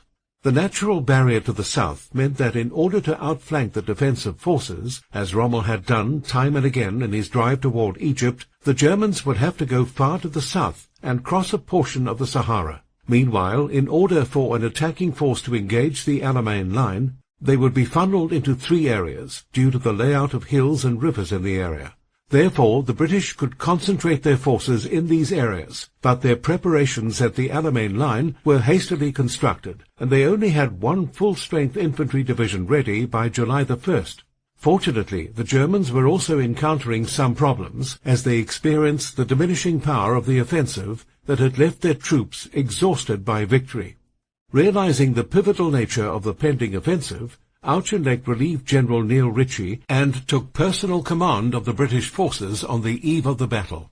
He then reinforced Malta with additional fighter squadrons and returned the Royal Navy 10th Submarine Flotilla to the island to continue and intensify Allied operations against Axis shipping. This resulted in the almost immediate drying up of supplies to North African ports and the 1,500-mile overland supply line upon which Rommel's advanced forces now depended. Over the next 4 weeks, the confused jumble of operations and disconnected actions that made up the First Battle of El Alamein would stop Rommel and save Egypt from the Axis onslaught. As the German attack at Alamein began in early July, the 3rd South African Brigade fought off a German attack in the centre, while the 18th Indian Brigade also faced a German attack at Deir el-Shein. After 8 hours of fighting, the Germans were able to destroy the Indian Brigade, forcing the British to withdraw. At this point, Auchinleck believed his lines were overextended, and he abandoned positions at Bab el-Qattara and Naqab Abu Dwais, and instead created mobile units with the New Zealand Division and the 5th Indian Division, which would respond to German attacks and back up other defensive positions. Further to the south, the Germans and British tried to outflank each other with little success. But on July the 2nd, Auchinleck believed the Germans were stretched to their limit. Auchinleck explained that Rommel was now fully extended, and that his advanced troops were now dangerously exposed. So it was essential that the 8th Army, seriously disorganized, was given a few days to reorganize and establish defense positions at Alamein. The answer, all the fighting troops which could be rallied, would be formed into a striking force to bloody the enemy's nose within the next 24 hours. So the CNC assumed the duties of the corps, division, brigade, and even battalion commander, collected together a miscellaneous force from the remnants of 8th Army, and gave orders directly to those involved. Shortly after this British attack was launched, they stopped Rommel's advanced troops and had taken 3,000 prisoners, thanks in part to assistance by the Royal Air Force and Royal Navy. The Royal Air Force provided cover for ground troops and also continued to neutralize the effectiveness of the Luftwaffe, while the Royal Navy's dominance of the Mediterranean made it extremely difficult for Axis forces to receive both supplies and reinforcements from Europe. When Rommel ordered another attack to stem the tide at the Alamein line on July the 3rd, he found that his troop strength was down to around a tenth of its strength, and he only had 26 tanks, which were opposed by over 100 in the British 1st Armoured Division. Rommel halted the attack on account of the exhaustion of his troops and his low troop levels. The British now outnumbered the Germans and were being reinforced more quickly. While the British were gaining the advantage, they were still plagued by mistakes, as there followed a week of missed opportunities for the British, and thereafter more weeks of costly and mismanaged operations. Furthermore, the British were still fighting in improvised divisions that jumbled the chain of command. By July the 7th, Auchinleck had decided on a plan of attack in which British forces would take the ridge of Tel el Aser, his Australian division would take Tel el Makkad, and his South Africans would move along the coast road. Once these objectives had been accomplished, his forces would move forward to Deir el-Shein. On July the 10th, 2 companies attacked Tel el Makkad and then withdrew in what was described as an engagement that appears to have achieved little but the bewilderment of the participants. The attack at Tel el Aser was more successful, with British forces there being supported by heavy artillery, air support and tanks from the 44th Royal Tank Regiment. At Tel el Aser, they were able to capture 106 prisoners and 4 guns before overrunning an Italian position and capturing a further 800 prisoners. The most significant action at Tel el Aser, however, was the capture of the German 621st Radio Company, which severely hampered their efforts at communication and provided the British with intelligence on the combat readiness of German forces and the plan of battle for the Axis army. 2 days after the Germans lost these positions, they launched a new attack against the Alamein line using the 21st Panzer Division, supported by all the infantry and air support they could bring to bear. But this attack was stifled by British artillery fire. At this point, it seemed like neither side had the overwhelming force necessary to overrun the other side, leaving one of Auchinleck's subordinates to write a letter complaining that the army needed a commander who will make a firm plan and leave his staff to implement it, crash through with it, and once the conception is underway, move about the battlefield himself and galvanize the troops who are looking over their shoulder. After a period of no major offensive movements, Auchinleck pushed forward once more, ordering an attack for July 21st that would engage both the German main positions and their southern flank. However, the attack began poorly when a division of New Zealand infantrymen were counterattacked by German panzers without any tank support, causing the deaths of 700 soldiers. At the same time, the 5th Indian Brigade attacked to the west, with the 23rd Armoured Brigade making a parallel attack. The 23rd Armoured faced some difficulties as they lost tanks to mines, as well as anti-tank and tank guns, but by the end of the day they had reached their objective 3.5 miles to the west of where the Indian infantry stopped. As one British soldier recalled of the fighting in this sector, "I saw great clouds of black smoke, then the wreckage of the attack coming back. The tank wounded, half naked, mortar bombs falling. There must have been a kind of madness at the army command, a feeling that there was a once-and-for-all chance to drive the enemy back, and that all risks must be taken in the hope of success. The kindest thing that can be said is that tired men do make mistakes. By the end of the day, the British had made some headway, but their losses had been heavy.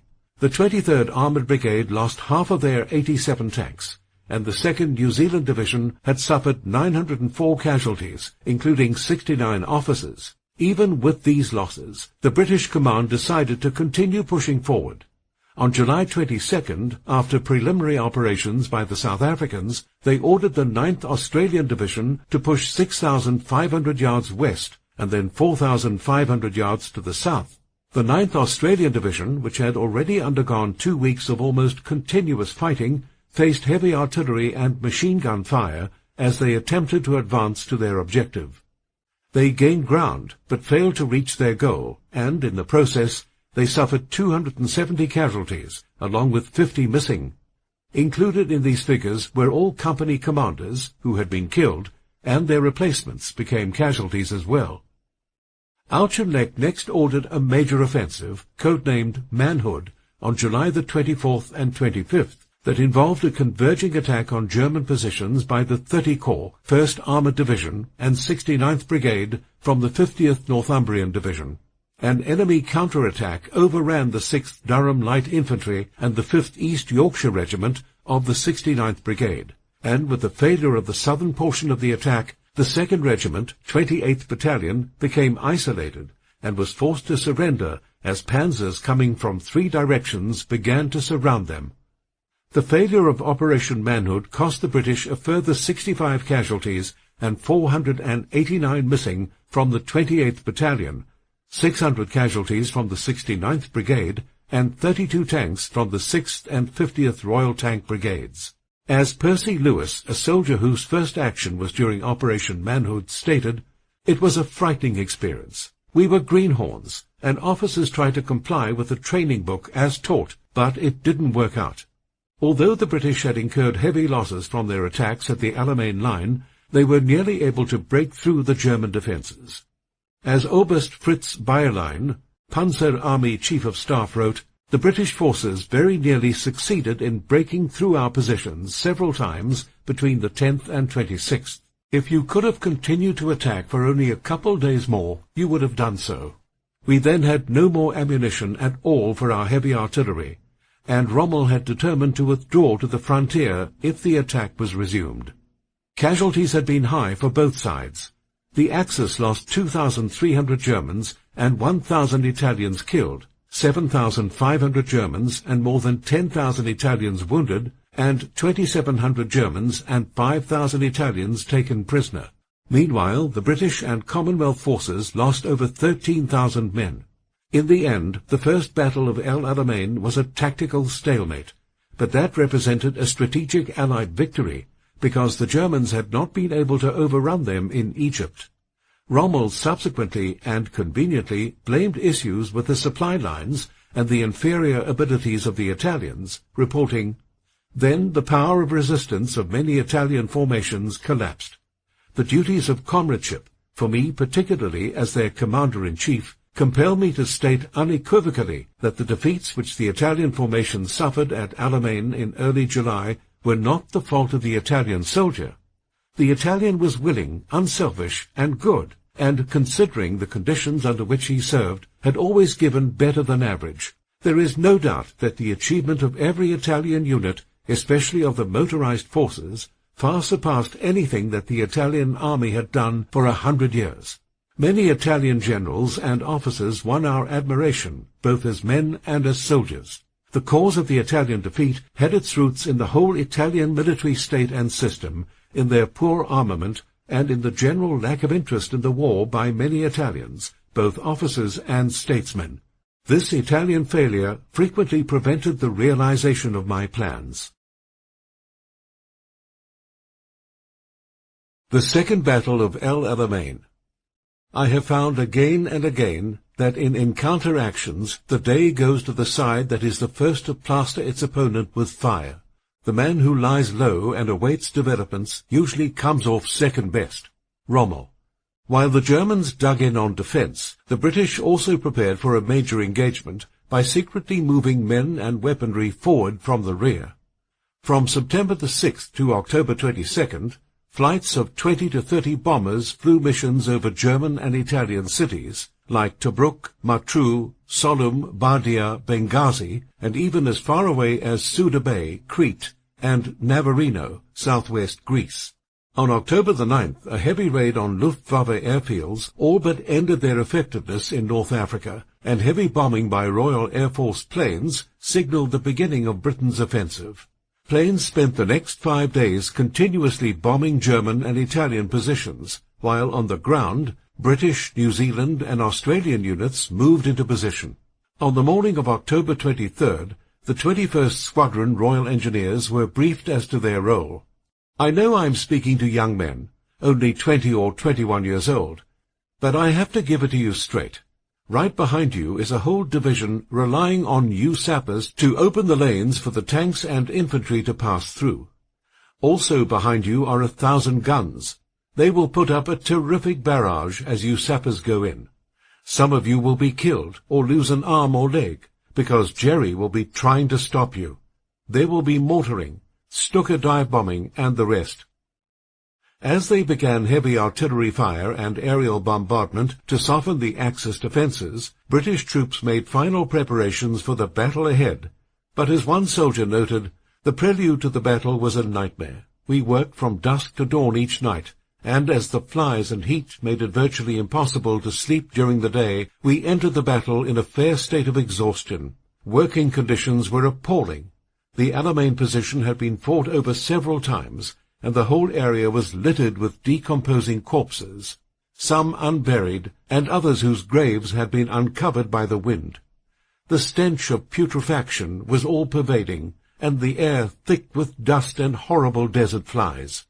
On the eve of battle, British forces enjoyed overwhelming tank superiority over the Germans and Italians. The British had 1,029 tanks at the front, 267 of which were Shermans, advanced enough to be able to stand their ground against the German Panzer Mark IV specials, as well as another 200 tanks in reserve. The Germans only had 218 operational tanks, while the Italians had 278. The British superiority was therefore more than 2-to-1, which was an important advantage, but still less than the 3-to-1 ratio that was generally believed necessary to attack prepared positions. Naturally, British troops were on edge all day on October 23rd, and as one soldier recalled, perhaps the worst of the suspense was over. The next morning, when the pre-attack artillery barrage began, 882 field and medium guns participated in softening up the Axis forward positions. An Allied soldier recalled, "No fury of sound had ever assailed our ears like that before. It cuffed, shattered, and distorted the senses, and loosened the bowels alarmingly. I was more than startled. I was shocked, and needed to know that everyone else was there. When I could focus, the faces I saw first looked blanched, and then flushed brightly in a kaleidoscope of passionately flickering hues, as every line and every detail was etched into relief by the flashes from muzzles of the guns. Hundreds of guns, almost hub to hub, all bucking, recoiling, spitting fire, and snapping like a pack of vicious terriers, all at once. It was sheer horror. The constant drill by which our army life had been ruled was now our saving grace, and even before the initial shock had been fully absorbed, we fell into the routine of performing all our tasks automatically. While the Germans suffered few casualties during the British artillery barges, their communications suffered heavily, and this disruption would be critically important as German commanders were unable to gain information on where and to what depth their positions were being attacked and penetrated. At German headquarters there was a mass confusion when the British advance began. The great weight of shell fire made it seem possible that the enemy was beginning an offensive. At midnight, it seemed that the enemy had penetrated the outpost line in a few places, and was advancing towards the main defence line. After the Allies fired over 500,000 shells, the attack, dubbed Operation Lightfoot, began, with infantry advancing and engineers clearing the mines for the tanks. By 0200 hours on the 24th, 500 tanks began advancing, but across various parts of the line, the Allies were surprised by the depth of the German minefields, which slowed the attack. Nonetheless, Montgomery still hoped to break through in the north and begin a rout.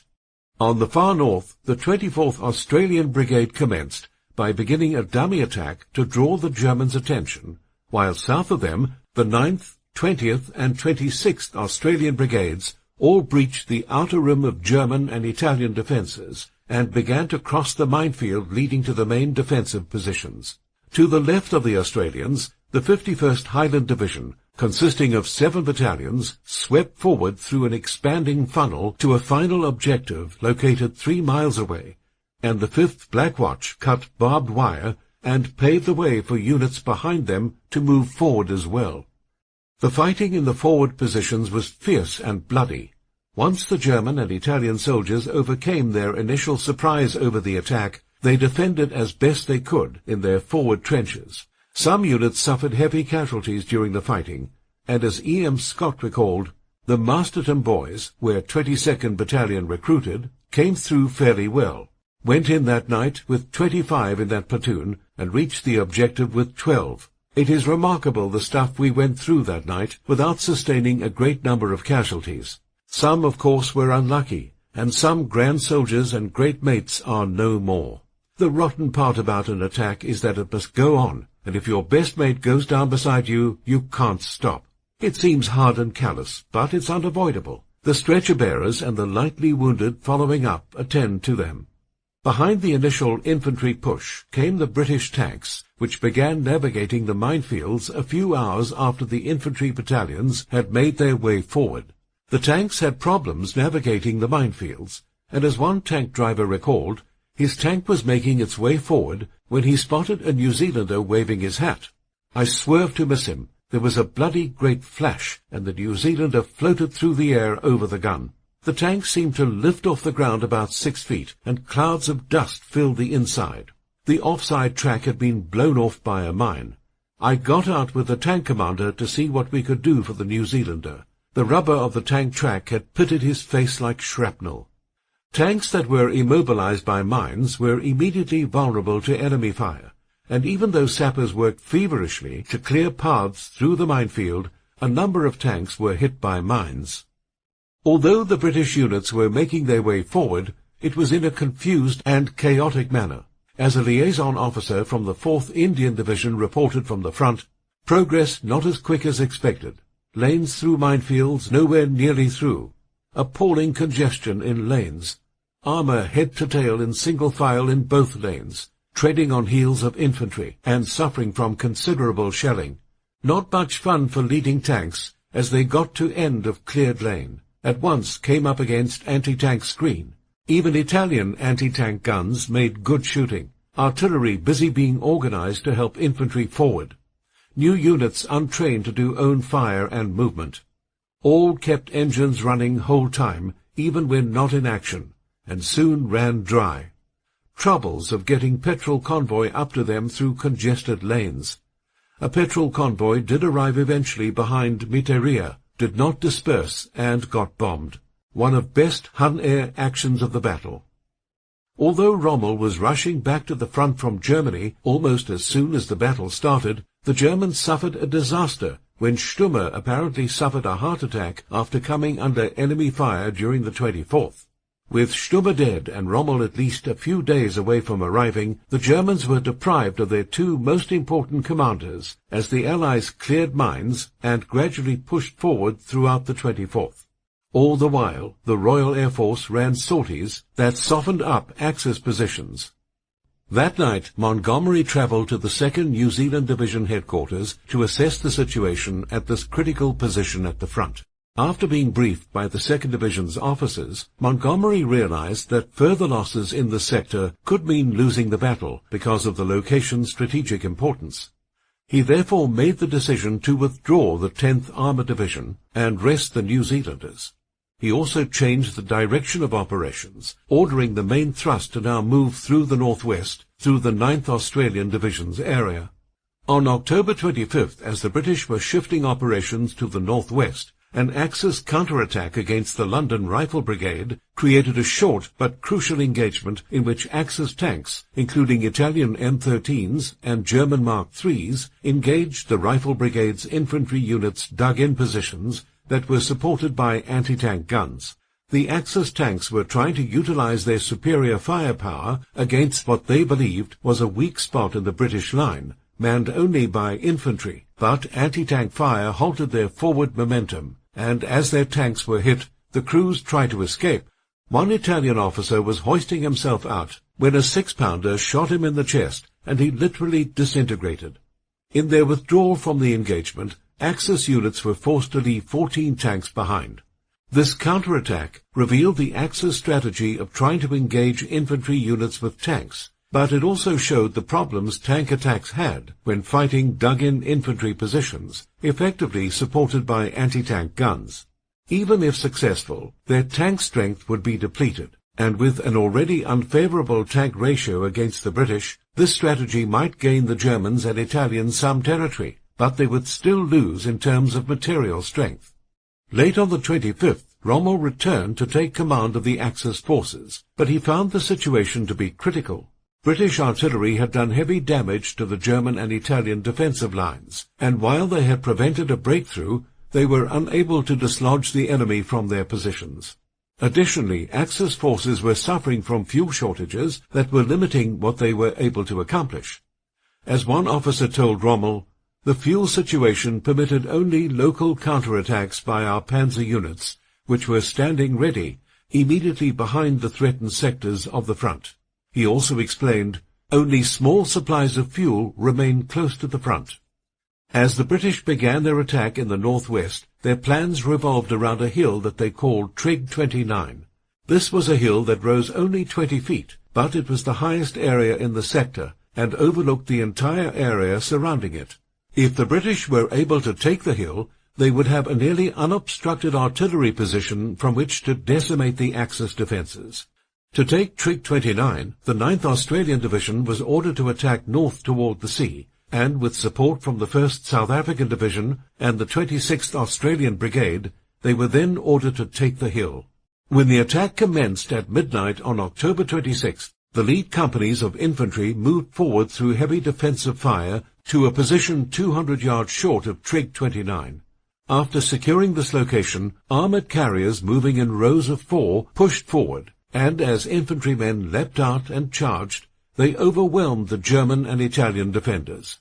For the rest of the 26th and 27th, the Australian and South African soldiers holding Trig 29 were subjected to heavy Axis artillery fire and counterattacks, but they were able to hold on. On October the 27th, Montgomery ordered another push forward that involved taking 2 positions, called Trig 33 and Kidney Ridge. This led to a major tank battle in which the British assaulted Axis defensive positions, only to be pushed back by a counterattack made by Italian M14 tanks. In the initial part of this battle, British forces were hit heavily, with the 47th Royal Tank Regiment and the 24th Armoured Brigade having to withdraw because of the heavy losses they suffered.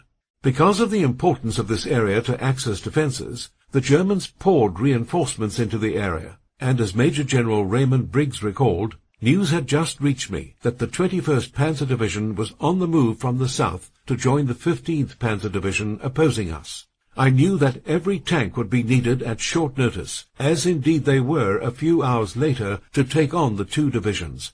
I had to balance the possible destruction of the Rifle Brigade against the necessity to conserve my tank state. My reluctant decision was that I must leave the infantrymen to fight it out themselves. As the battle raged on, infantrymen and anti-tank crews attempted to stem the Axis counterattack and hold their position. One Allied soldier described the scene. One of our anti-tank chaps crawls from this trench, and with bullets ripping into the sand around him, runs stooping over to a 6-pounder fronting north, extracts a shell already in the breech, and creeps back with it to his own gun, which faces the Panzer. It's amazing how the machine gun stream misses him, but he calmly puts the shell in, takes steady aim, and fires. Immediately, there's an explosion from the Panzer. As the engagement ended, Axis forces had lost 70 tanks, while the British forces lost 16 carriers and 10 guns, along with a large number of infantry deaths. The Axis command, realizing the dire situation they were in, ordered a number of counterattacks that were halted by British artillery fire, but both Montgomery and Churchill were frustrated by the inability to push forward faster, and at one point Churchill complained, "Is it really impossible to find a general who can win a battle?" After a few days of action that did not provide a decisive breakthrough, Montgomery ordered a new attack, codenamed Supercharge, that would take place on November the 1st. Meanwhile, Montgomery sought to consolidate the gains that his troops had made in the north by resuming operations in the south. To do this, he brought his New Zealand divisions back into action, where they would be supported by the 2nd Armoured Brigade, the 7th Motor Brigade, and the 8th Armoured Brigade. As they moved out, one soldier recalled, "As far as could be seen, to both left and right of us, men were advancing with their rifles in the port position, their bayonets glinting in the pale moonlight. Full moon had been days ago, so it was quite dark. As we advanced, the feeling of pride and exhilaration was unmistakable. We didn't realize or think of the danger we were in. We were doing a job, and the thought of being killed or wounded was far from our minds.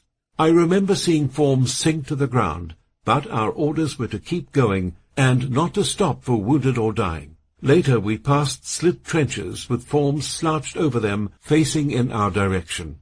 In moving through the minefields to their starting positions, the British encountered some problems, as enemy artillery and mortar fire not only hit transports and carriers, but also knocked out mine markers, so that 29 tanks failed to reach their starting point on time. At 0520 hours, the commanders at the front decided to delay for half an hour, and then a further delay meant that units did not begin moving forward until 0615. The forward tanks, the Warwickshire Yeomanry and the Royal Wiltshire Yeomanry, were quickly pinned down by enemy fire, and the 3rd Hussars moved into an anti-tank gun line that knocked out A Squadron almost immediately, while C Squadron's leader and second-in-command were immobilized, causing that squadron's tanks to lose cohesiveness. The Warwickshire Yeomanry managed to move forward and take out an Italian anti-tank gun position, but they were suffering heavy losses, as Lieutenant H.S. Robertson reported, "At dawn our tanks came up and began fighting their battle right in amongst us, maneuvering for position and firing while what seemed like every tank and anti-tank gun in the Afrika Korps fired back. Solid shot was ricocheting all over the place, and there was high explosive too. The whole show was fantastic. Some of our lads had to skin out of their trenches several times to avoid being run over. One Sherman backed towards me. The tankie saw me, worked round my trench, and stopped a yard or so away. I looked up, and there was a ruddy great gun barrel hanging over my head. There was one hell of a bang, and showers of sand came down on top of us. The Boche fired back, but missed. We heard the shell go by a few feet away." Although the Australians were unable to break through at the beginning of the operation, over the next few days the Allies managed to drive a wedge into the Axis positions, and with Rommel's panzer strength dwindling, there were basically no reinforcements at his disposal to plug the hole in his lines. Montgomery later reported, "If the British armour owed any debt to the infantry of the 8th Army, the debt was paid on November 2nd by 9th Armoured in heroism and blood. In the drive forward, the 9th Armoured lost 70 vehicles and more than half of their tank crew of 400 men. When one Allied general asked the 9th Armoured's leader, John Cecil Curry, where his tanks were, Curry pointed to a small group of tanks. When the general responded, 'I don't mean your headquarters tanks, I mean your armoured regiments. Where are they?' Curry explained, 'There are my armoured regiments.' By the evening of November 2nd, Rommel began ordering a withdrawal of his forces, and he sent an aide to deliver a message to Hitler that read, "The army strength was so exhausted after its 10 days of battle that it was not now capable of offering any effective opposition to the enemy's next breakthrough attempt. With our great shortage of vehicles, an orderly withdrawal of the non-motorized forces appeared impossible. In these circumstances we had to reckon at the least with the gradual destruction of the army." Despite telling Hitler that the battle was inevitably lost, Rommel received a directive on the afternoon of November 3rd. To Field Marshal Rommel, It is with trusting confidence in your leadership and the courage of the German-Italian troops under your command that the German people and I are following the heroic struggle in Egypt. In the situation which you find yourself, there can be no other thought but to stand fast. Yield not a yard of ground, and throw every gun and every man into the battle. Considerable Air Force reinforcements are being sent to C&C South. The Duce and the Comando Supremo are also making the utmost efforts to send you the means to continue the fight. Your enemy, despite his superiority, must also be at the end of his strength. It would not be the first time in history that a strong will has triumphed over the bigger battalions. As to your troops, you can show them no other road than to victory or death. Adolf Hitler. This forced Rommel to stop his order to withdraw and uphold Hitler's order that you can show no other road than that of victory or death. Late that night, as Rommel grappled with Hitler's orders, he discussed the situation with Major Elmar Warning and reached the conclusion that following Hitler would be suicidal. If I do obey the Führer's order, then there's the danger that my troops won't obey me. The Führer is crazy. Due to Rommel's initial orders and Hitler's response urging the Desert Fox to remand them, Axis forces along the front were in a state of flux. Rommel initially attempted to halt the order to withdraw after it had been in effect for 15 hours, and ordered his troops to stand firm, but then he began to waffle over whether to disobey Hitler's directive. Ultimately, he ordered a partial withdrawal to a prepared position behind their lines. Naturally, this left Rommel's troops in a state of confusion and chaos. Some troops had already been withdrawn, and then the back-and-forth movement of transports and carriers that his orders had caused created congestion that made it impossible for effective troop movement. As this was going on, the thin line of German and Italian troops on the front line continued trying to hold off the British advance. Meanwhile, the British were preparing for H-hour, which was set for 1800 hours. As the attack commenced on the night of November the 3rd, British officers in the 152nd Brigade received reports that the Axis forces were retreating. They decided to quickly move forward, where they were repelled by artillery and anti-tank fire, but elsewhere along the line, British forces encountered little resistance as they moved on. One Allied soldier noted, "The more we advanced, the more we realized that the Italians did not have much fight on them after putting up a strong resistance to our overwhelming advance, and they started surrendering to our lead troops in droves. There was not much action to see, but we came across lots of burnt-out Italian tanks that had been destroyed by our tanks. I had never seen a battlefield before, and the sight of so many dead was sickening." By the early hours of November the 4th, a number of British regiments had made decisive breakthroughs against the Italian divisions in the north, and by daybreak on the 4th, British commanders received news of victory. Rommel reported, "The picture in the early afternoon of the 4th was as follows. Powerful enemy armored forces had burst a 19-kilometer hole in our front, through which strong bodies of tanks were moving to the west. As a result of this, our forces in the north were threatened with encirclement by enemy formations 20 times their number in tanks. There were no reserves, as every available man and gun had been put into the line. So now it had come, the thing we had done everything in our power to avoid. Our front broken, and the fully motorized enemy streaming into our rear. Superior orders could no longer count. We had to save what there was to be saved. As Allied units chased the Italians across the desert, they had to surrender en masse due to their lack of ammunition and other resources like food and water. A writer for Time magazine wrote that for the Italians, it was a terrific letdown by their German allies. They had fought a good fight. In the south, the famed Folgore parachute division fought to the last round of ammunition. 2 armor divisions and a motorized division, which had been interspersed among the German formations, thought they would be allowed to retire gracefully with Rommel's 21st, 15th and 19th Light. But even that was denied them. When it became obvious to Rommel that there would be little chance to hold anything between El Dabaa and the frontier, his panzers dissolved, disintegrated and turned tail, leaving the Italians to fight a rearguard action. Mountains of historical analysis and endless re-evaluations of strategy and tactics have pointed to Rommel's disregard for the real issues of logistics and supply. and his tendency to thrust forward when the right tactical opportunity presented itself, regardless of how his rear echelon staff and supply chain would keep up. The seesaw nature of the campaign is an indication of how both sides tended to rush to the offensive and then fall back on the defensive as distances outstripped supply. You can enjoy this audiobook for free. Please take this opportunity to relax, listen to soothing music, and thank you for watching.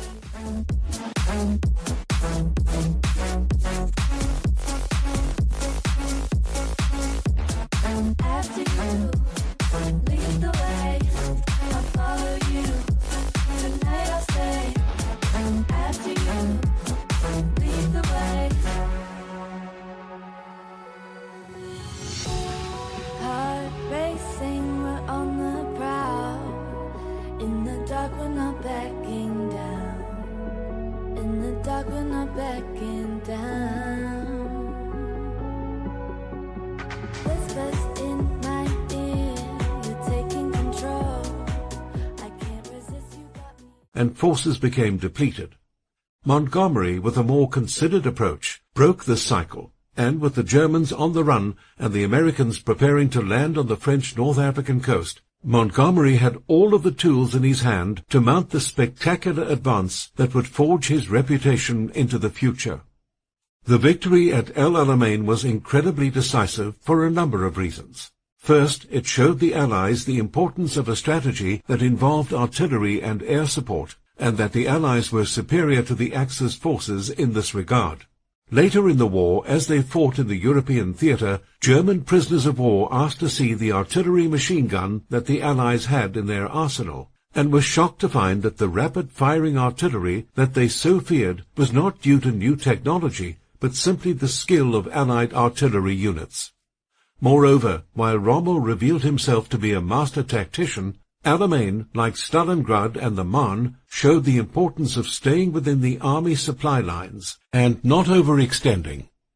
Rommel was rushed reinforcements, including some units earmarked for the Malta operation, and by the end of August, his panzer strength stood at 203, although he was severely lacking in general transport for infantry and supplies. His last effort to break through to Alexandria would only succeed if he could ensure fuel supplies, and based on assurances offered to him by Kesselring and the Italian High Command that supplies were en route from Italy, Rommel took the chance and on August the 30th launched his attack against the southern flank of the 8th Army.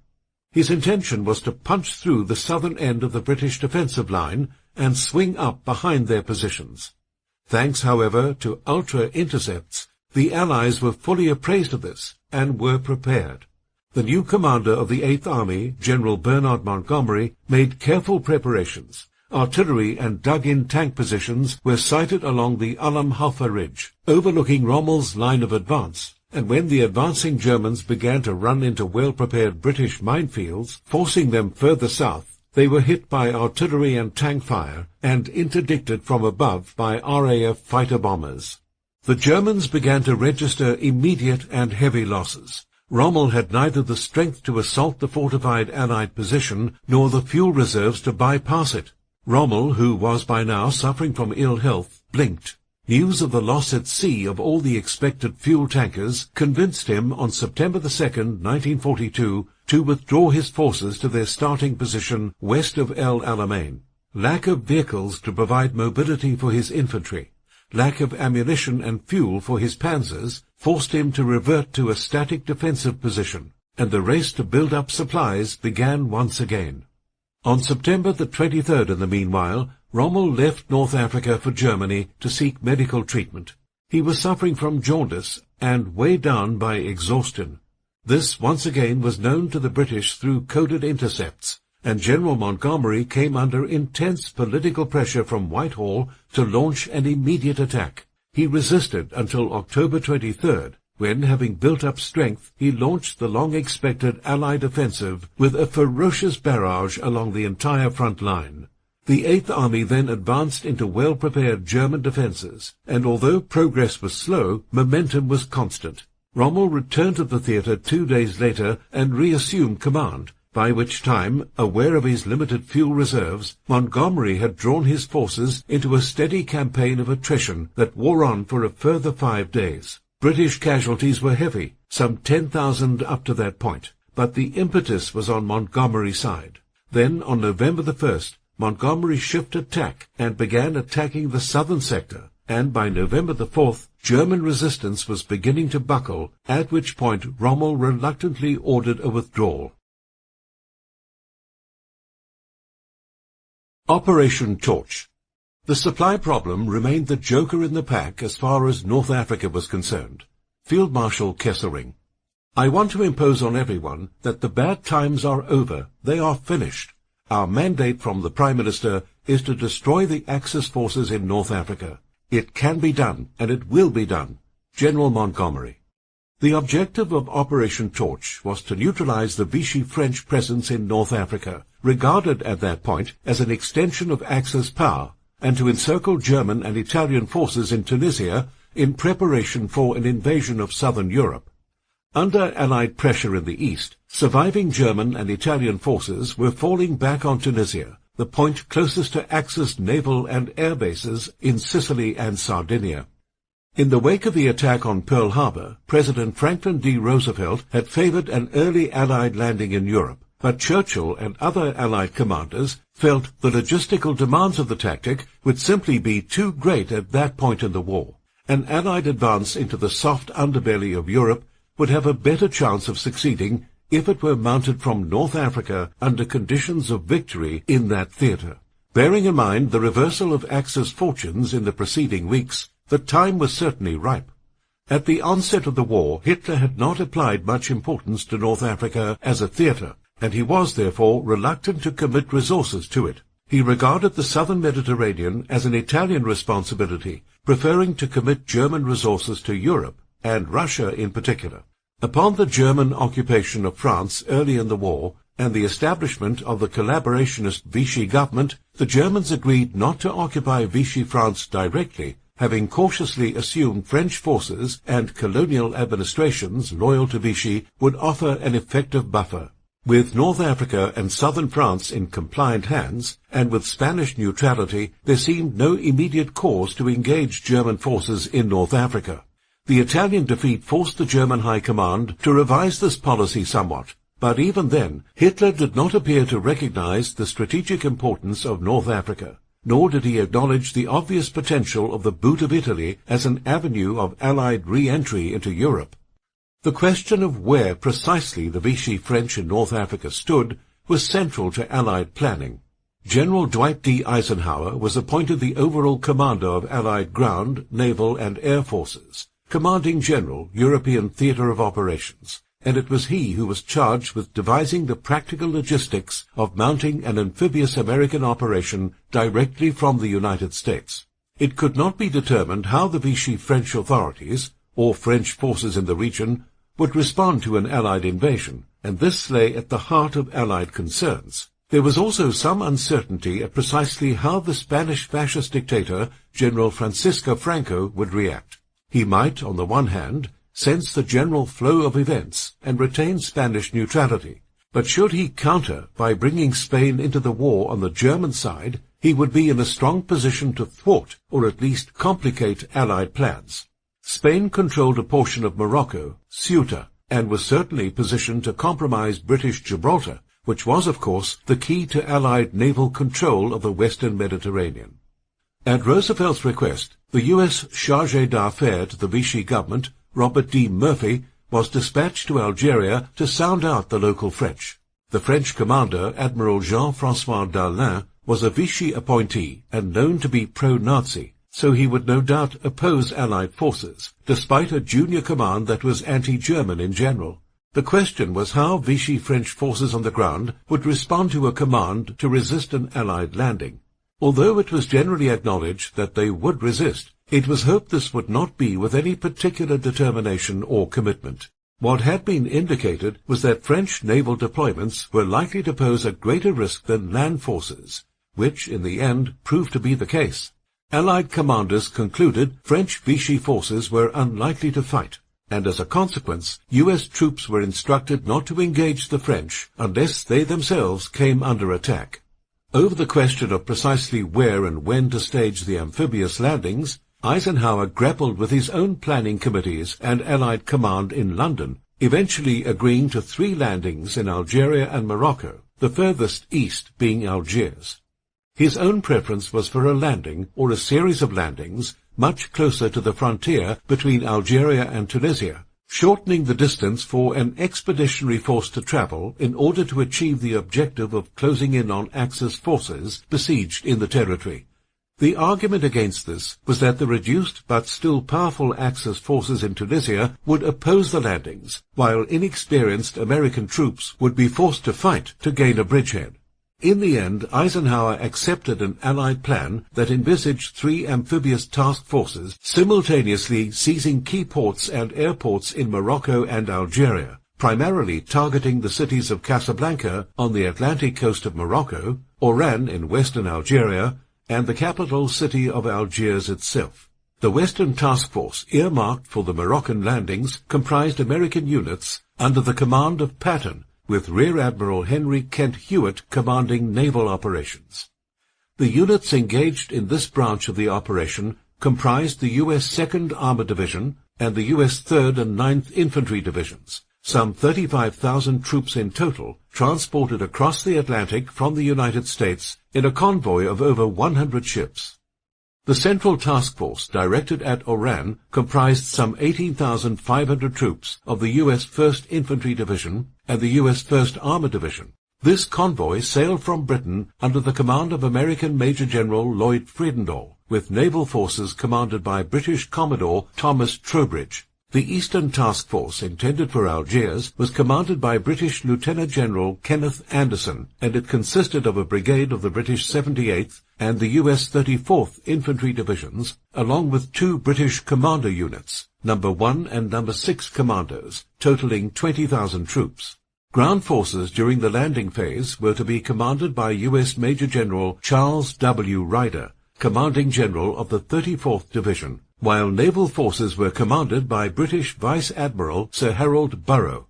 American supporting air operations were under the command of Major General James Doolittle, under the overall command of General Patton. British air operations fell under the command of Air Marshal Sir William Welsh.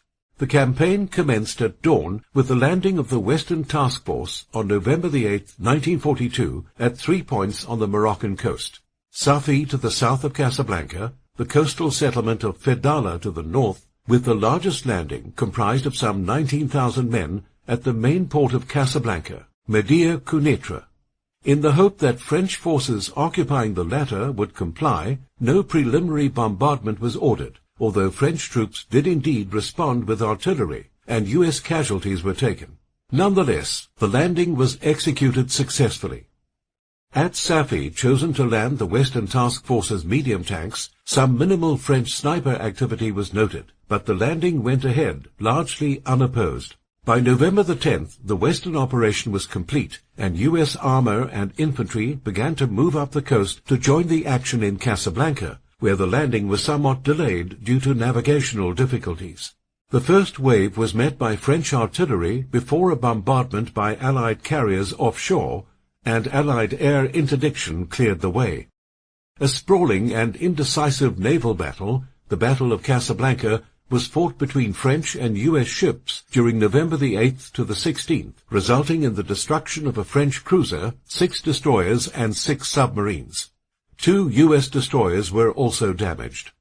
The Central Task Force fared better. The arrival of a French naval convoy on the scene, as Allied minesweepers were clearing a route, caused a brief hiatus, and landing craft were damaged, thanks to the unexpected shallowness of the water, but on the whole, 3 successful landings were executed. A detachment of the U.S. 1st Ranger Battalion neutralized French artillery positions, the only significant action being a French naval interdiction halting an effort to land U.S. infantry directly to the quayside in order to forestall any possible effort by the French to destroy the harbor facilities. 2 Allied ships were damaged by French warships in the harbor, most of which were destroyed in a later attempt to break out. A U.S. Air Force airborne operation was mounted parallel to the landing of the Central Task Force, aimed at the capture of local airports, the first ever major airborne operation mounted by the United States. In the meantime, the Eastern Task Force, directed towards Algiers, was preceded by an orchestrated French resistance coup within the city, the capital of Vichy French North Africa, where key targets were seized, including the telephone exchange, radio station, and governor's house. At the same time, Murphy attempted to negotiate official French cooperation, but failed, and the landings went ahead against very light French resistance. The Algiers operation was split across 3 beaches, 2 to the west of the city and 1 to the east. To the west, elements of the U.S. 34th Infantry Division and the British 11th Brigade Group, drawn from the 78th Infantry Division, made landfall under the command of U.S. Major General Charles W. Ryder. The middle landing was comprised of a U.S. 168th Regimental Combat Team taken from the 34th Infantry Division and supported by the British 6th Commando and most of the 1st Commando. To the east of Algiers, elements of the U.S. 39th Regimental Combat Team landed alongside the U.S. 34th Division, supported by the 5 remaining troops from the British 1st Commando. A floating reserve was provided by the British 36th Brigade Group, taken from the British 78th Division.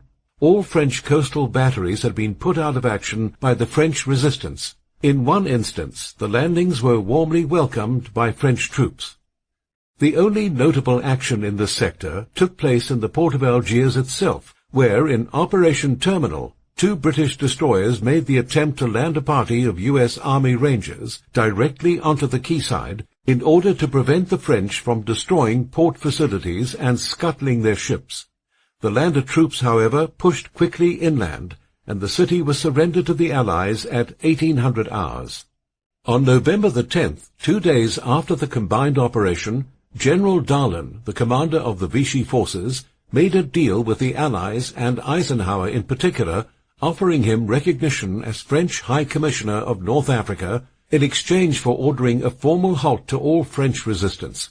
French troops still at large immediately quit the fight, linking up with the Allies for the most part. When news of this reached Hitler, he ordered an immediate German occupation of Vichy and sought to reinforce Axis positions in Tunisia, while in Toulon, where the French fleet had been headquartered, every important ship was scuttled. The French Armée d'Afrique, the North African arm of the French armed forces, immediately sided with the Allies, providing a significant addition to available Allied forces. The writing was on the wall. The Eighth Army, under the command of General Montgomery, was closing in on Tunisia from the east, and General Patton, having consolidated and organized the combined Allied expeditionary force, began to move in from the east as well. Tunisia. I am a soldier. I fight where I am told, and I win where I fight. General George Patton. It was of vital importance to move quickly. At the moment news of the torch landings reached the Axis forces, they were to move to reinforce the territory, ensuring a bloody and costly campaign was inevitable. By then, the British, under General Montgomery, were already in action, pushing westward hard and fast, after having broken from their defences at El Alamein. The objective this time was simply to drive the Germans and Italians out of Egypt and back to Tripoli, thus relieving Tobruk, but to keep them on the run until Tunis and the inevitable confrontation with the Anglo-American invasion force bearing down on them from the west. Geographically, Tunisia marks the northernmost point of the Maghreb, and its geography and climate more resemble the Mediterranean coast of Europe than the deserts of the Sahara.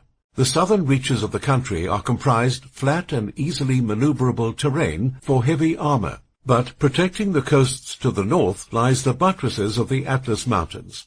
Field Marshal Rommel arrived in Tunis in January 1943 at the head of his retreating army. At the same time, Montgomery paused in Tripoli to make use of port and landing facilities to reinforce and reorganize. After consolidating and reinforcing in Algeria, the Americans moved into Tunisia under the command of Major General Lloyd Fredendall. The Tunisian campaign was a complicated, last-ditch cut-and-thrust effort on the part of the doomed Axis forces. The various Allied forces arriving from the west were heavily bloodied before US and British airborne and commander units began to mop up key ports and landing facilities. The Germans sought to rapidly reinforce, and while Allied forces were stopped more than once, most notably in the famous battle at Kasserine Pass, taking place between February 14th and 19th, 1943, Rommel and his army were clearly staring at defeat. The Kasserine Pass is a 2-mile-wide gap in the Atlas Mountains, located in west-central Tunisia, one of a handful of road access routes from the west to Tunis. It was there the Allies were met by Rommel, in command of 2 panzer divisions, while the Allied forces consisted of US 2 Corps, the British 6th Armour Division, and other elements of the 1st Army. This force was driven back after a significant tank battle with significant casualties. It was the first major American engagement of the war, and its conspicuous failure has often been attributed to inexperience and poor leadership. U.S. Commander Major General Lloyd Friedendahl was subsequently replaced by the recently promoted Lieutenant General George S. Patton, who took firm command, after which a more coherent and aggressive campaign began. In late February, General Sir Harold Alexander, a veteran of Dunkirk and a senior British commander, arrived in Tunis to take preemptive charge of the new 18th Army Group headquarters, created to take overall control of both the 8th Army and Allied forces already in action in Tunisia. Sensing the inevitable, and isolated largely from reinforcements, Rommel tried to persuade Hitler to authorize a withdrawal to a defensible line, but this was denied. Rommel was then recalled and replaced as commander of Army Group Africa by General Jurgen von Arnim on March 10, 1943. In April 1943, the Allies, the 1st and 8th Armies, went on the offensive, and after numerous minor failures and wide-ranging command and tactical revisions, Axis forces were pushed onto the back foot. Isolated from air support, supplies and reinforcements, the end result was inevitable. The concluding operation, Operation Vulcan, was fought from May the 6th to the 12th, 1943, during which the British took Tunis and American forces reached Bizerte. By the 13th, Axis forces in Tunisia had surrendered, securing North Africa and setting the stage for the Allied invasion of Sicily that would commence in July 1943. Although the initial conception of American involvement had pictured a large-scale but relatively simple action in Europe, North Africa had proven that the U.S. was not yet equipped with the resources or experience that early in the war for such a massive undertaking. North Africa, however, implied a U.S. commitment to an invasion of Italy and an advance into Europe, and by the time the invasion of Europe would begin in June 1944, the American military machine would be ready. Evaluating the campaign. The decision to reinforce North Africa was one of the worst of Hitler's blunders. Admittedly, it kept the Mediterranean closed for 6 more months, with a negative impact on the Allied shipping situation, but it placed some of Germany's best troops in an indefensible position from which, like Stalingrad, there would be no escape. Moreover, Hitler committed the Luftwaffe to fight a battle of attrition under unfavorable conditions, and it suffered losses that it could not afford. Williamson Murray. No one starts a war, or rather, no one in his senses ought to do so, without first being clear in his mind what he intends to achieve by that war, and how he intends to conduct it. The former is its political purpose, the latter its operational objective. This is the governing principle which will set its course, prescribe the scale of means and effort required, and make its influence felt throughout, down to the smallest operational detail. Karl von Clausewitz. In his famous military treatise on war, Karl von Clausewitz makes clear the relationship between strategic and tactical operational responsibilities. Strategic guidance requires that a tactical operational commander understand the aims that his operation must accomplish. For this, he must receive adequate resources, and he must, more importantly, understand and operate within the limitations imposed in the employment of his resources to achieve the desired aims. Strategic aims describe what conditions must be met to achieve strategic and national policy goals. Achievement of these conditions constitutes victory. The decision by the German High Command to commit the Deutsche Afrika Korps to North Africa manifestly represented very limited strategic aims. On November 23, 1940, it came to the attention of the German High Command that the Italians were no longer able to prosecute the war in the Mediterranean alone, and so therefore a continuation of the Italians as part of the Axis required the commitment of German troops to the theatre. This was a political consideration required to sustain Mussolini's prestige and quell Italian distrust of German motives and intentions. German aims in Africa were thus limited from the onset to protecting the interests of an ally. No ambitions to conquer the region resided in German war policy at that time. The Balkans were to be occupied to prevent the Allies from establishing bases there, and the loss of Tripoli was to be prevented. The Germans anticipated no more than this. Prior to his departure for Africa, Rommel was personally briefed by General Feldmarschall Brauchitsch, the Commander-in-Chief of the Army, placing him under the command of the Italian Commander-in-Chief, and ordering him to commence no large-scale operations without the approval of Army High Command. Ambiguities in the formal agreement between the Italian and German High Commands, however, gave the German commander on the ground direct access to German military HQ, which offered Rommel some room for maneuver. Still, it did not give him any control over the shipment and distribution of equipment and supplies, which the Italians controlled. Rommel was, therefore, able to stretch the limitations of his orders, but not to avail himself of additional logistics. Obviously, a limited defensive campaign was not what Rommel had in mind. It was immediately clear to him that British advanced positions were weak, thanks to extended supply lines and the siphoning off of key units for service in Greece. The opportunity was there for an offensive campaign to clear the British out of Cyrenaica altogether and push them back into Egypt. Ignoring the Clausewitzian principle, Rommel's decisions were based on an undoubtedly astute tactical appreciation of the battlefield, but it reflected his lack of appreciation of the wider strategic picture. Rommel thus expanded the local aims of the operation without assuring an increase in logistical support to sustain it. He did this time and again, and therein lay the key element of his failure.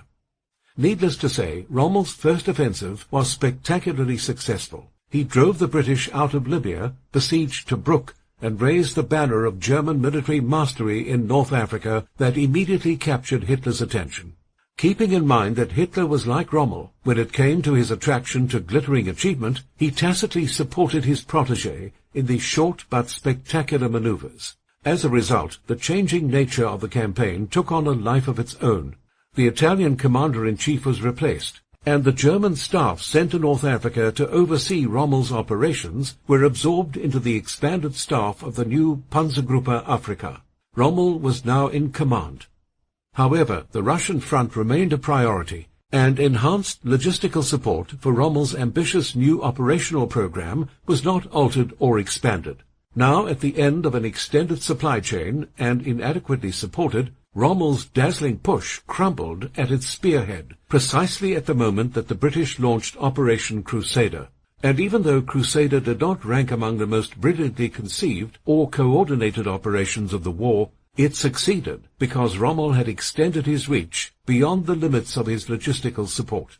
By the end of 1941, Rommel was back where he started, and essentially nothing had been gained. He broke out in January 1942, and the game was on again, but the same rules applied. It was, arguably, only German tactical superiority and British military blunders that gave Rommel his second chance. The German High Command, however, now began to consider a drive to Suez, pondering the potential for a further move through the Middle East and into southern Russia. Tobruk had to be taken to support an extended advance before any definite plans could be made, and this became the basis of the next tactical step. Tobruk would serve as an advanced supply port, and the proposed German takeover of Malta would ensure an uninterrupted flow of shipping. Rommel was therefore not authorized by German High Command to move beyond Tobruk until Kesselring had taken Malta. History, of course, proves that Rommel was again mesmerized by the immediate tactical goals in front of him, and now that he was a field marshal, he persuaded Hitler that the moment was ripe for a hard blow against the British while they were on the defensive. the limitations of supply and reinforcement could be overcome by captured supplies, but the volume of manpower and supply necessary to hold Egypt once it was captured could not be guaranteed if resources were diverted away from the more sensible strategy of neutralizing Malta before extending further into Egypt. The pendulum now favored the British, who were at the point of supply, and although also on the defensive, the Eighth Army had proven its ability to quickly reconstitute.